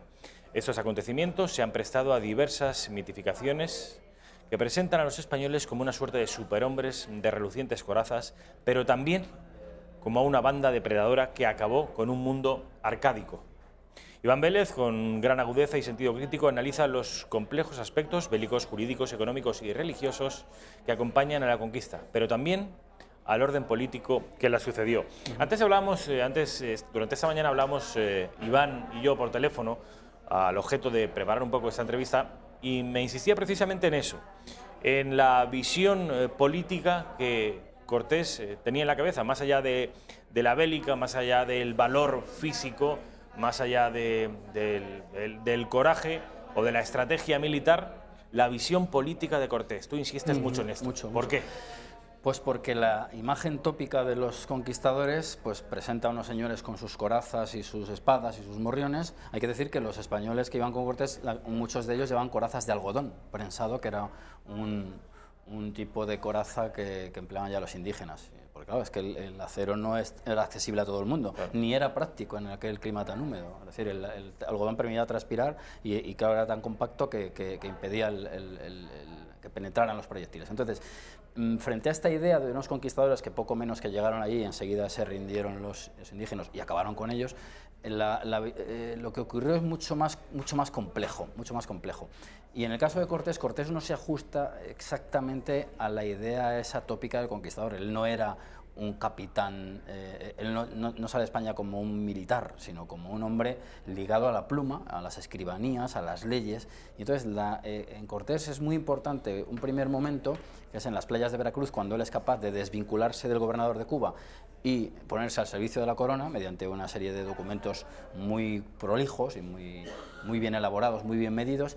Y luego Cortés llega a entrar a Tenochtitlan el 8 de noviembre de 1519 en loor de multitudes. Él había sido capaz de no enfrentarse en ningún momento a los mexicas, sino al resto de naciones étnicas. Es solo cuando se produce la reacción de Cuba mandando a Pánfilo de Narváez, al cual tiene que neutralizar Cortés, cuando Alvarado hace la matanza del Templo Mayor y cuando comienzan unas hostilidades muy grandes que le obligan a huir en la Noche Triste, que es un desastre por todos conocido. Vence, es cierto, en Otumba, pero la fortaleza está siempre en el haberse dado esas alianzas que le permiten reaccionar y dar el contragolpe. Cae Tenochtitlan y después pues hay que organizar aquel territorio políticamente, y es ahí donde Cortés vuelve a ser un hombre de la pluma, de las leyes. Y entonces él lo que propone es un sistema de encomiendas con unos indios adjudicados a cada conquistador que le permitirían vivir en un régimen además que obligaba a tutelar a esos indios y a desterrar la idolatría, a enseñarles el evangelio. ¿Esclavismo? ¿Estamos hablando de sistemas? No necesariamente, no exactamente, quiero decir. No estoy diciendo que no haya explotación, pero desde luego había unas obligaciones muy concretas y no se podían cometer excesos. No se podía, por ejemplo, Cortés es denunciado por utilizar porteadores.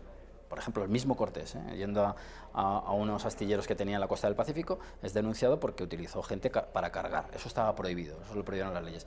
Y a mí me llamó mucho la atención que una vez ya se pacifica, que ese es el término utilizado en el momento, todo el Valle de México, él establece este régimen de encomiendas y ante los forcejeos que hay con la corona, porque la corona tenía miedo de que se instaurara una nueva nobleza a la que no pudiera bregar, él justifica estas encomiendas por el hecho de que hay que sustentarse de algo y porque los religiosos deben tener algún tipo de defensa allí no hay un ejército estable. Entonces él establece, en uno de los capítulos finales lo analizo, una especie de obligaciones para los encomenderos, pues dependiendo de la extensión, tenían que tener un número de caballos y de armas para defender a los religiosos. Es decir, un sistema mixto muy interesante.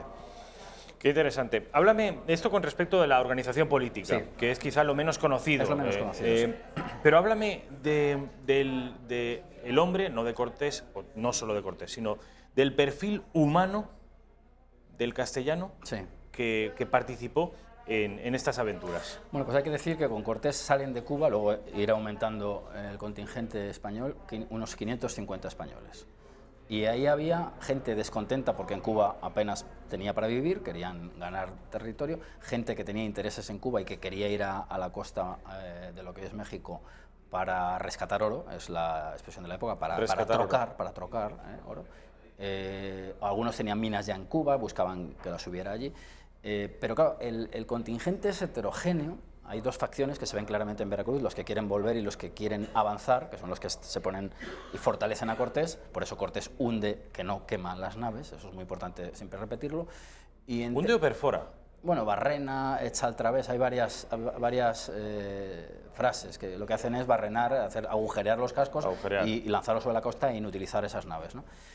Que luego las reutilizó para otras muchas cosas, como por ejemplo los bergantines que lanzó en la Laguna de México. Entonces, en ese contingente hay de todo, gente que busca fortuna y gente, y esto es muy importante, que busca fama. Yo he tocado ahí un caso muy interesante, como es el de Rodrigo de Rangel, un conquistador ya viejo y enfermo, que una vez se gana la Ciudad de México, pide conquistar una provincia para ganar fama. Lo dice claramente. Y él estaba pues con un físico desastroso, de hecho tenía bubas, que era una de las enfermedades, sífilis, para decirlo claramente. Y entonces, en un momento dado, él es acompañado por Bernardía del Castillo y flaquea. Rodrigo de Rangel, su cuerpo no le permite seguir avanzando y quiere delegar o retirarse. Y el propio Bernal le dice, usted no puede volverse ahora atrás, ¿qué van a decir de usted? Es decir, la idea de la honra, de la fama, está también como trasfondo de estos señores, por más que buscaran, por supuesto, oro y enriquecimiento, pero había mucha serie de valores y un afán de trascendencia. ¿Y el papel de la fe religiosa? Pues fundamental. Quiero decir, el canon humano que se maneja en aquel tiempo, obviamente, por los españoles, es el canon de la persona cristiana, es decir, un individuo que no puede... Pues hay aspectos morales, por ejemplo, la sodomía no está permitida, pero no está permitida en ningún sitio de la cristiandad, evidentemente, y luego está prohibidísima la idolatría, la antropofagia, los sacrificios humanos, es evidente, son crímenes, como dice Cortés en sus cartas, contra natura. Es el canon de la época, para que quieran... Es decir, que el problema de acercarte a lo que ocurrió hace 500 años es pretender que aquellos hombres pues, fueran demócratas, por ejemplo, ¿no? y europeístas. Claro, no, eran unos señores pues, que tenían un mundo de ideas diferente al nuestro. Una cosmovisión. Una cosmovisión diferente. Dice Iván, y aunque no nos lo dijera, es algo, si usted es medio leído, sabrá que en esta fecha de 2019 estamos celebrando. Muy poquitos celebramos, la verdad. Muy poquitos, sí. Y las instituciones se las espera. Bueno, ya nos han advertido que no va a haber ninguna celebración porque lo de Cortés es complicado allá, que decía el ministro de Cultura. Y acá también. Y acá también. Bueno, por aquí tenemos algunos valientes que reivindican la figura de Cortés y de lo que se hizo en México a partir de 1519. Quiero que veamos, Raquel, a ver si podemos ver un mapa de Mesoamérica y que empiece un poquito a ilustrarnos, Iván, de manera que entendamos por dónde empieza la conquista de Cortés. Eso es.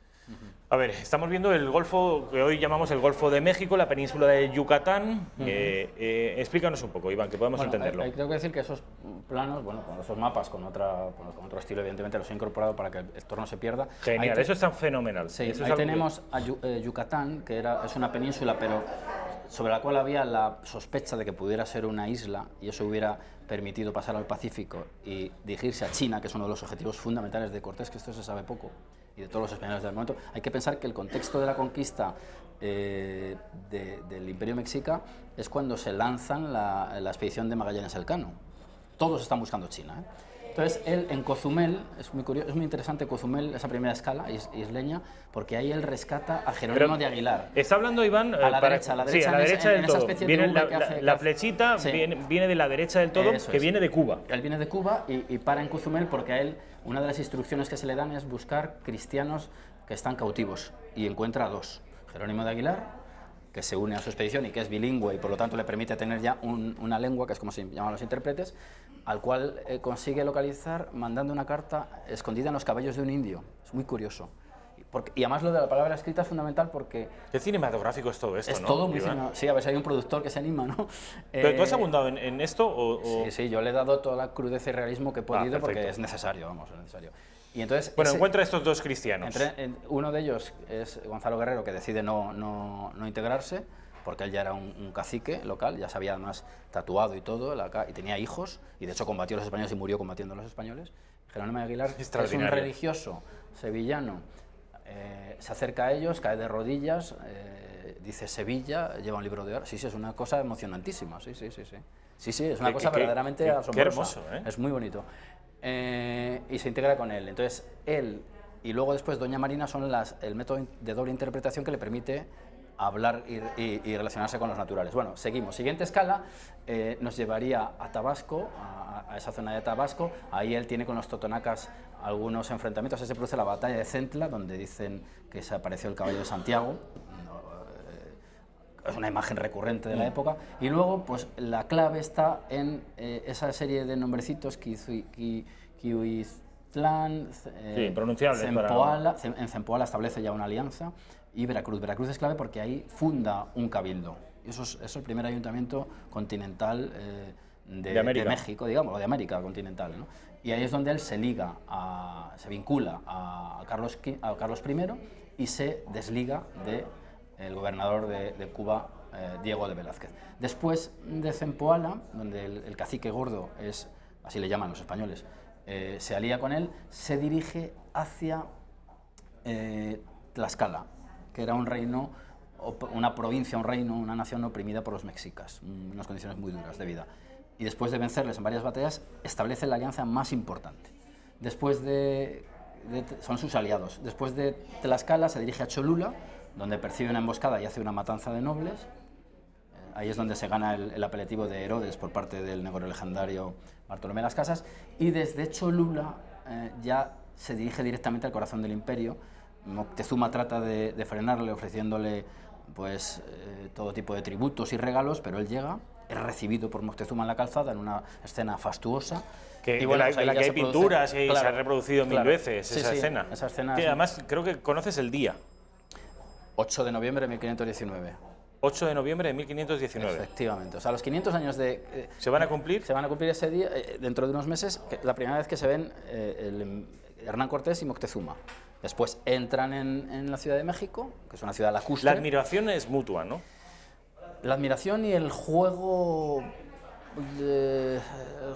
de engaños entre ambos. Es decir, aquí se ha pintado precisamente caricaturescamente para infravalorar la gesta española a Moctezuma como una especie de supersticioso y pusilánime. En absoluto, es el Hueytlatoani, es el hombre que habla con los dioses, es el jefe de los guerreros y de los religiosos, aúna esas dos condiciones, diferente al emperador español, que no era el jefe de la Iglesia Católica, por más que tuviera influencia, ¿no? Entonces, son dos hombres muy astutos que se están midiendo constantemente, pero que no se acaban de atacar uno a otro.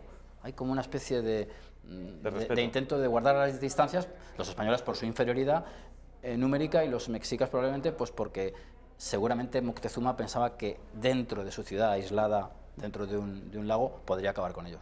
Es lo que creo que pensaba Moctezuma. Pero ellos audazmente lo capturan y se convierte en el escudo de los españoles. El propio emperador está cautivo de los españoles.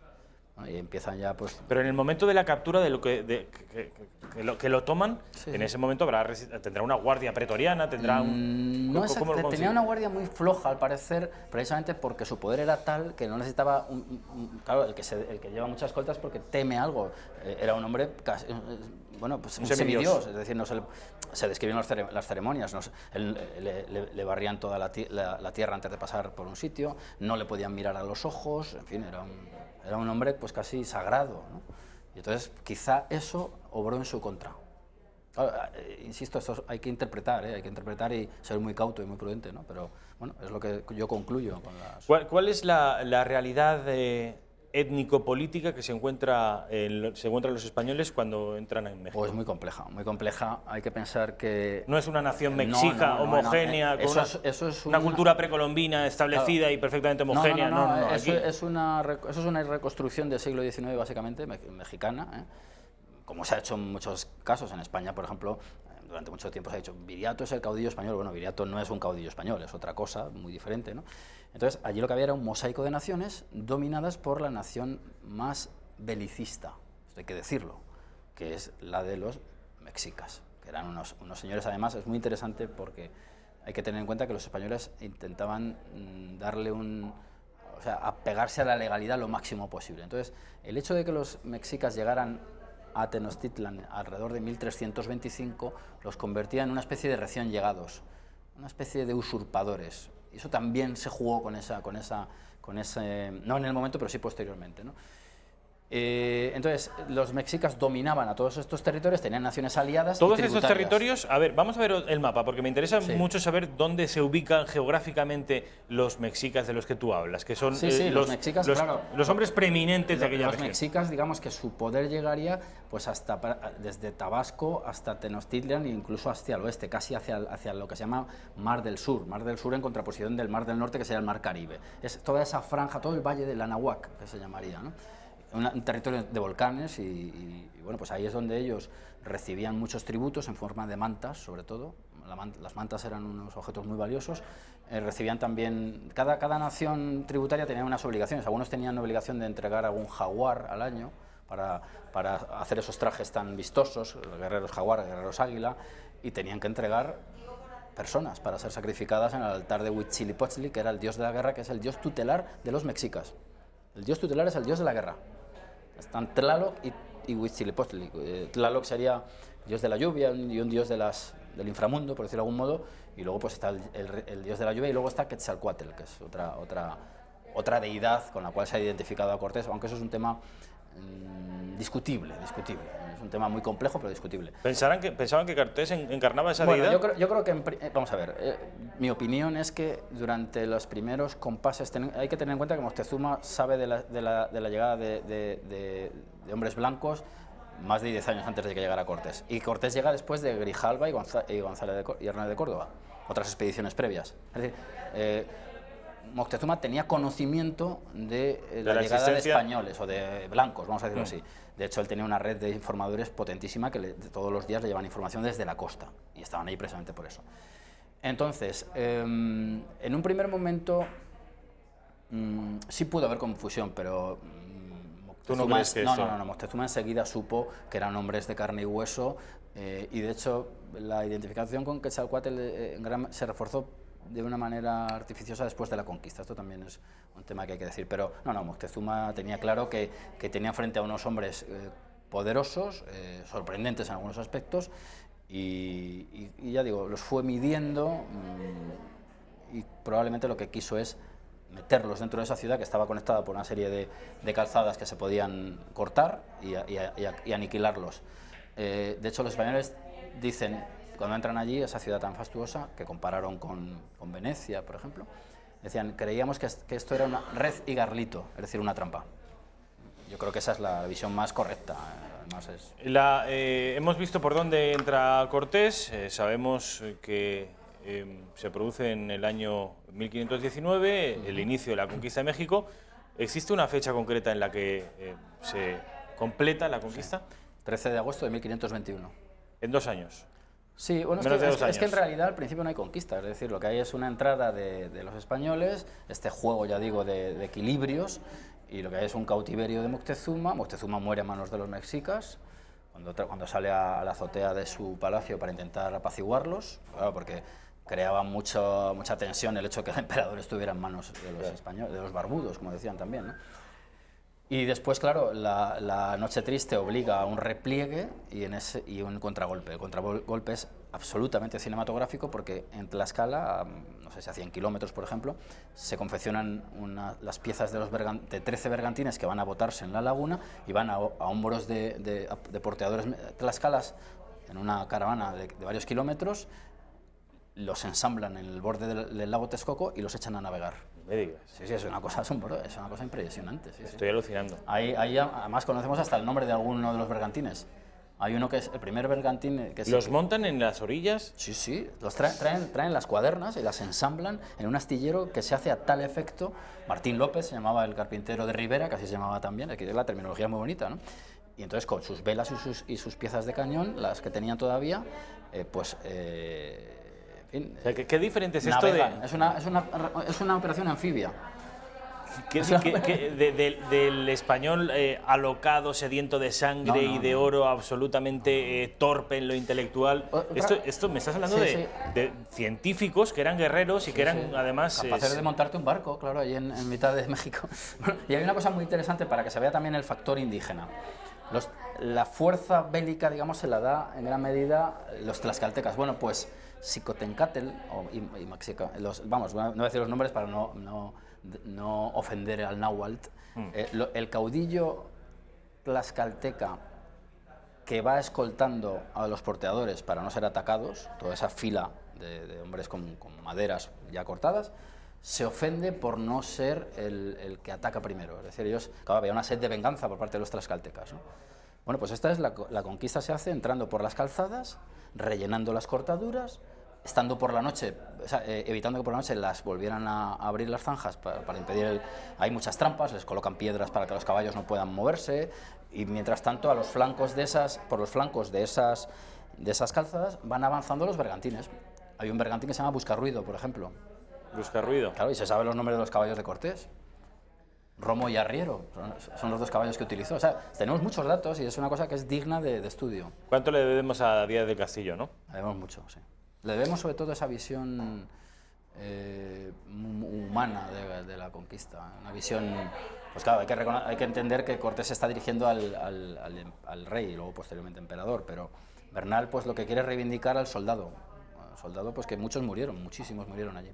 La mayoría. Claro, y algunos fueron sacrificados.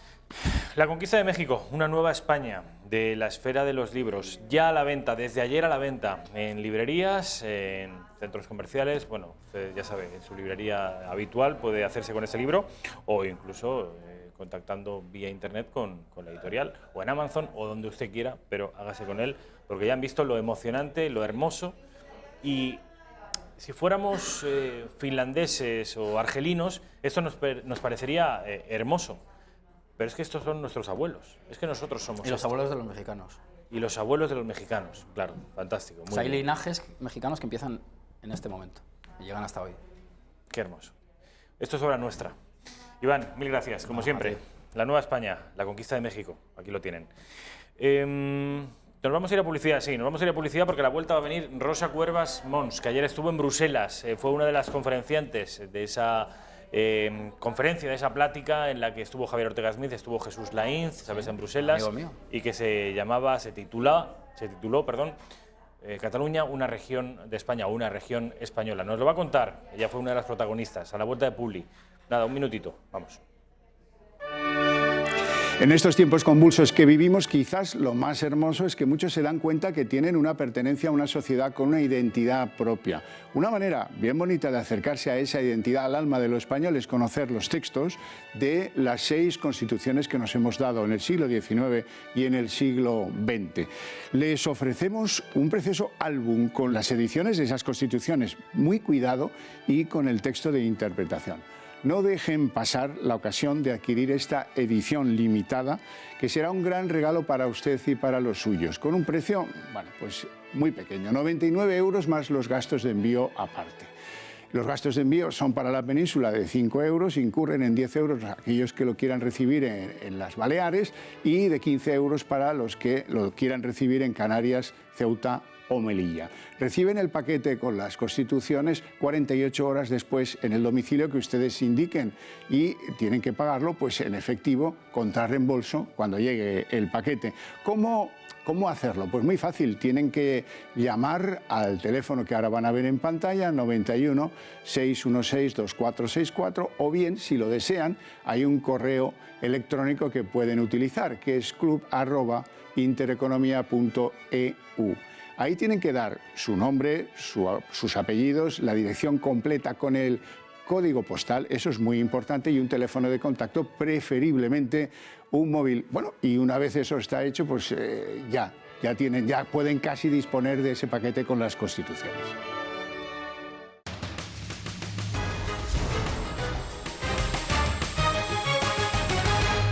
Pues ya estamos de vuelta en la redacción abierta, son las 2:15 de la tarde en la península, 1:15 en Canarias. Nos quedan 15 minutitos para hablar, tal y como les decía, con Rosa Cuervas Mons, que ha sido una de las protagonistas, no la protagonista principal, porque el protagonista fue Javier Ortega Smith, pero de esa conferencia que se celebró ayer en Bruselas, Cataluña, una región de España, una región española, no me recuerdo cuál era el título. Región española. Una región española, convocado por Vox, 5 conferenciantes, 3 de ellos de Vox, el principal Javier Ortega Smith, secretario general de Vox, y Rosa Cuervas Mons, en tanto en su condición de periodista, les habló a los europarlamentarios y todo aquel que tuvo a bien acercarse por ese salón del Europarlamento belga, del Europarlamento de Bruselas, les habló de cómo el separatismo ha sido capaz de dibujar una sociedad catalana idílica y una sociedad española o una nación española absolutamente oscurantista, ¿no es así? Rosa, esa fue tu conferencia, ¿no? Sí, era el papel de los medios de comunicación en lo que rodea al golpe de Estado del 1 de octubre. Entonces, lo que hicimos o lo que hice fue explicar con qué dinero cuentan las televisiones, las corporaciones de radiotelevisión públicas en distintas comunidades autónomas y qué se supone que deben hacer o qué condiciones se supone que deben cumplir a cambio de ese generoso presupuesto que reciben para cumplir con su labor de servicio público. El propio Estatuto Catalán de Autonomía recoge que los medios públicos catalanes deben informar con rigor, con veracidad, con imparcialidad, de manera territorialmente equilibrada y que deben permitir que el ciudadano pues, viva informado. Y lo que hicimos fue poner un vídeo que pone de manifiesto, valga la redundancia, que esas condiciones que debe cumplir, con 8 ejemplos, que esas condiciones que debe cumplir TV3 en el caso de las televisiones públicas, en el caso de TV3 no parecen cumplirse demasiado. Vamos a ver ese compendio de imágenes, ese micro reportaje audiovisual que tiene que ver con el papel de TV3 durante el 1 de octubre y los días anteriores y posteriores, que elaboró Rosa y que pudieron ver ayer todo aquel que acudió a esa conferencia, porque además está rotulado en inglés, ¿no? Tengo entendido. Rotulado en inglés. Sí. Vamos a verlo, es 2 minutitos, pero yo creo que merece la pena. Ara no poden dir res, no? Puc equivocar sobre un cotxe de la Guàrdia Civil. Que parli la iaia! Doncs la iaia parlarà.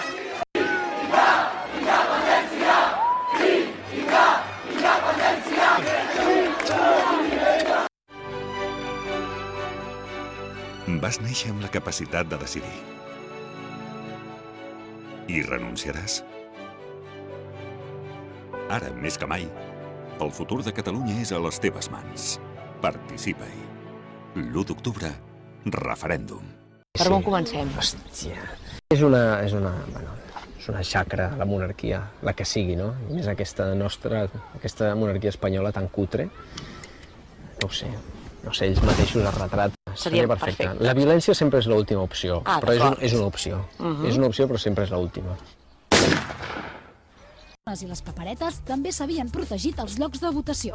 A moltes de les vostres escoles o esplais, llocs on s'havia de votar, durant tot el cap de setmana s'hi van fer activitats i molta gent s'hi va quedar a dormir en tendes. Sabeu per què?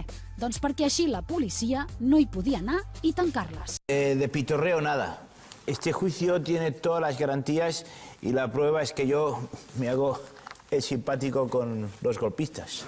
Señoría, lo que mostraría garantías es que aceptara como mínimo las mismas pruebas de la defensa que de la acusación de Vox. No tenernos 12 horas en esta sala. O incluso, y llámeme tiquismiquis, que el rey no haga declaraciones para interferir en este juicio y se meta la lengua por... ¡Silencio en la sala! ¿Me deja sentar? ¿O quiere que Europa vea que no le cede el asiento a una dama? No te jode el Estado de Derecho. Alliberat l'any 1996, Carles Sastre ha estat el pres polític de Terra Lliure que més anys ha passat a la presó. Bugs Bunny El conill descobridor. 1492. El rei i Cristòfol Colom discuteixen sobre la forma de la Terra. Rodona!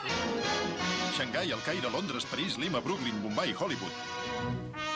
Diari de bord de la Santa Maria, 7 d'abril de 1492. Avui salpem amb en Bugs Bunny a bord com a mascota de la sort. Bona tarda, ciutadanes i ciutadans de la República Catalana.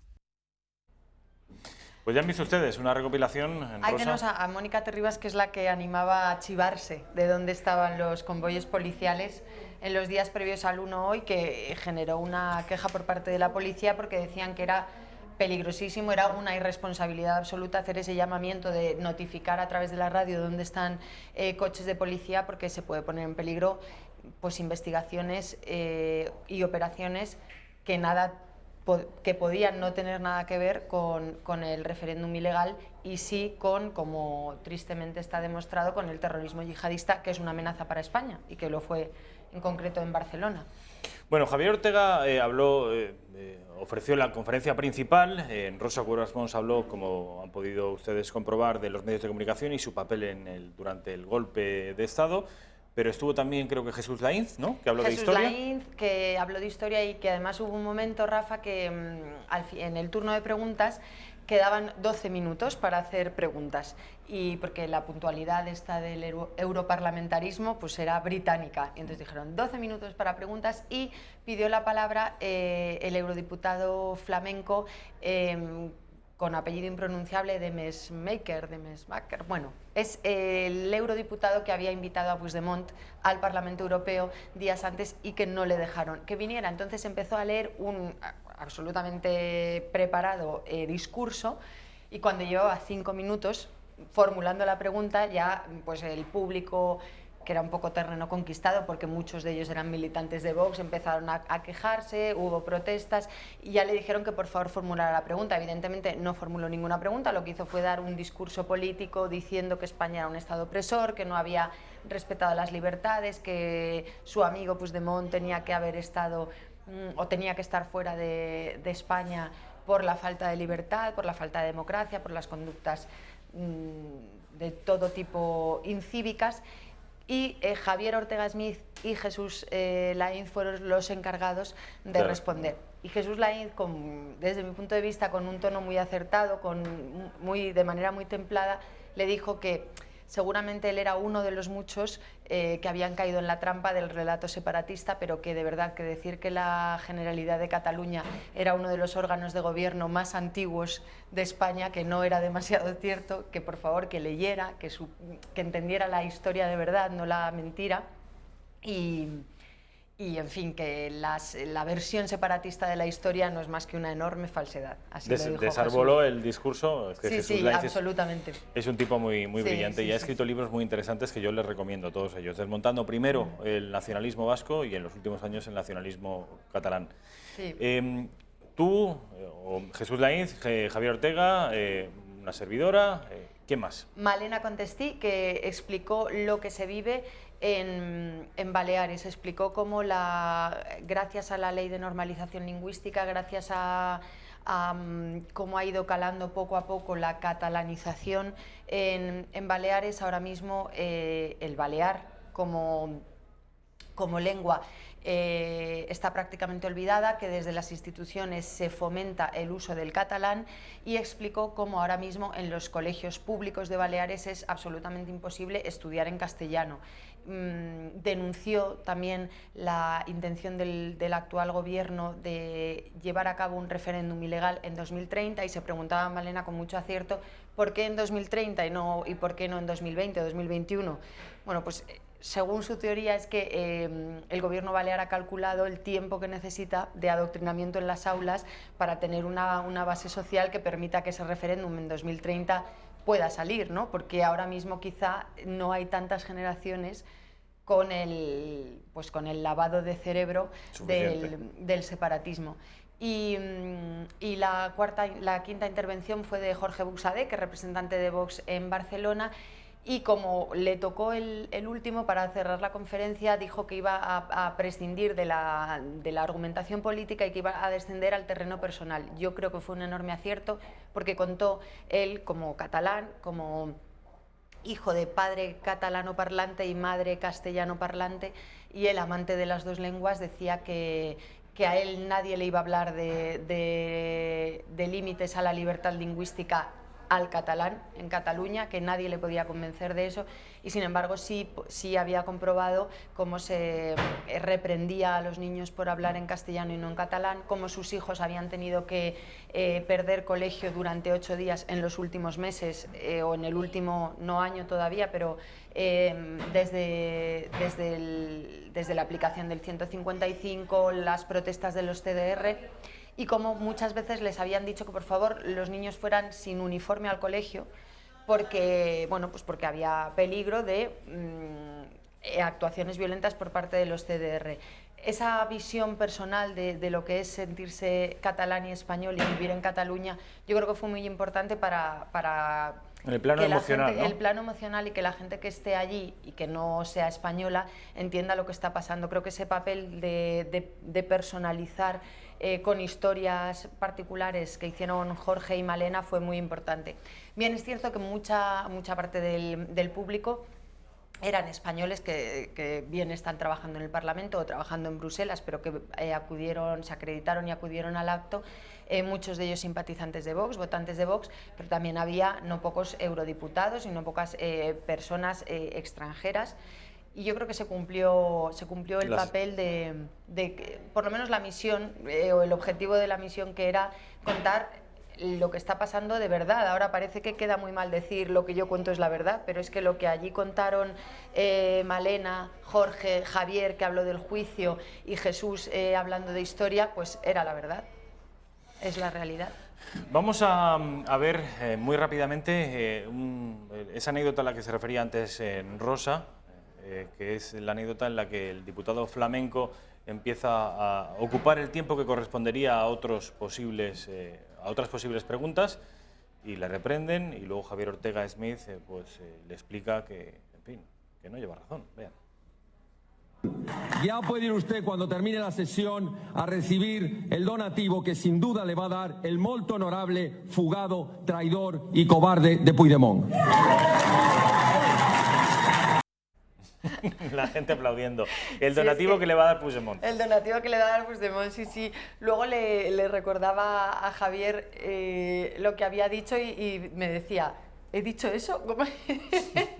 Digo, sí lo has dicho. Es que ahí se ve que el hombre está... ahí se le ve emocionado al hombre, efectivamente. Sí. No, pero de verdad que fue... ¿El ambiente qué te pareció en el Europarlamento? Nos queda muy poquito tiempo. Porque ¿era la primera vez que ibas? Era la primera vez que iba. Yo fui el año pasado por primera vez. ¿A ti te gustó? A mí me gustó, me pareció mastodóntico, pero me pareció unas instalaciones, seguro que hay dinero a mansalva, más del necesario. Pues ahí es donde voy yo. A mí me pareció, de verdad, que no sé con quién lo comentaba, hay una zona que conecta los pasillos como de todos los edificios, y es como una especie de centro neurálgico, y me recordaba el ambiente de un centro comercial en un sábado por la tarde, muchísima gente paseando, muchísimo ruido, y sin menospreciar la labor seguro que de buena parte de quienes están allí. Yo lo veo como el paradigma del despilfarro de dinero público. Sí, ¿no? De verdad que sí. A mí no me terminó de convencer esto del Europarlamento. El Parlamento Europeo. Bueno, pues Rosa, mil gracias por estar aquí, gracias por contárnoslo, y gracias también por contribuir, en tanto que fuiste una de las que habló ayer, a desmontar la mentira separatista, que tu granito de arena pusiste. Pequeño granito, pero bueno, gracias, Rafa. Gracias. Les dejo con Fernando Paz, Tiempos Modernos, y luego por la tarde, ya saben, de 6 a 8, la segunda redacción abierta. La original es esta, pues la de la tarde, la de Javier Torres. Fernando Paz.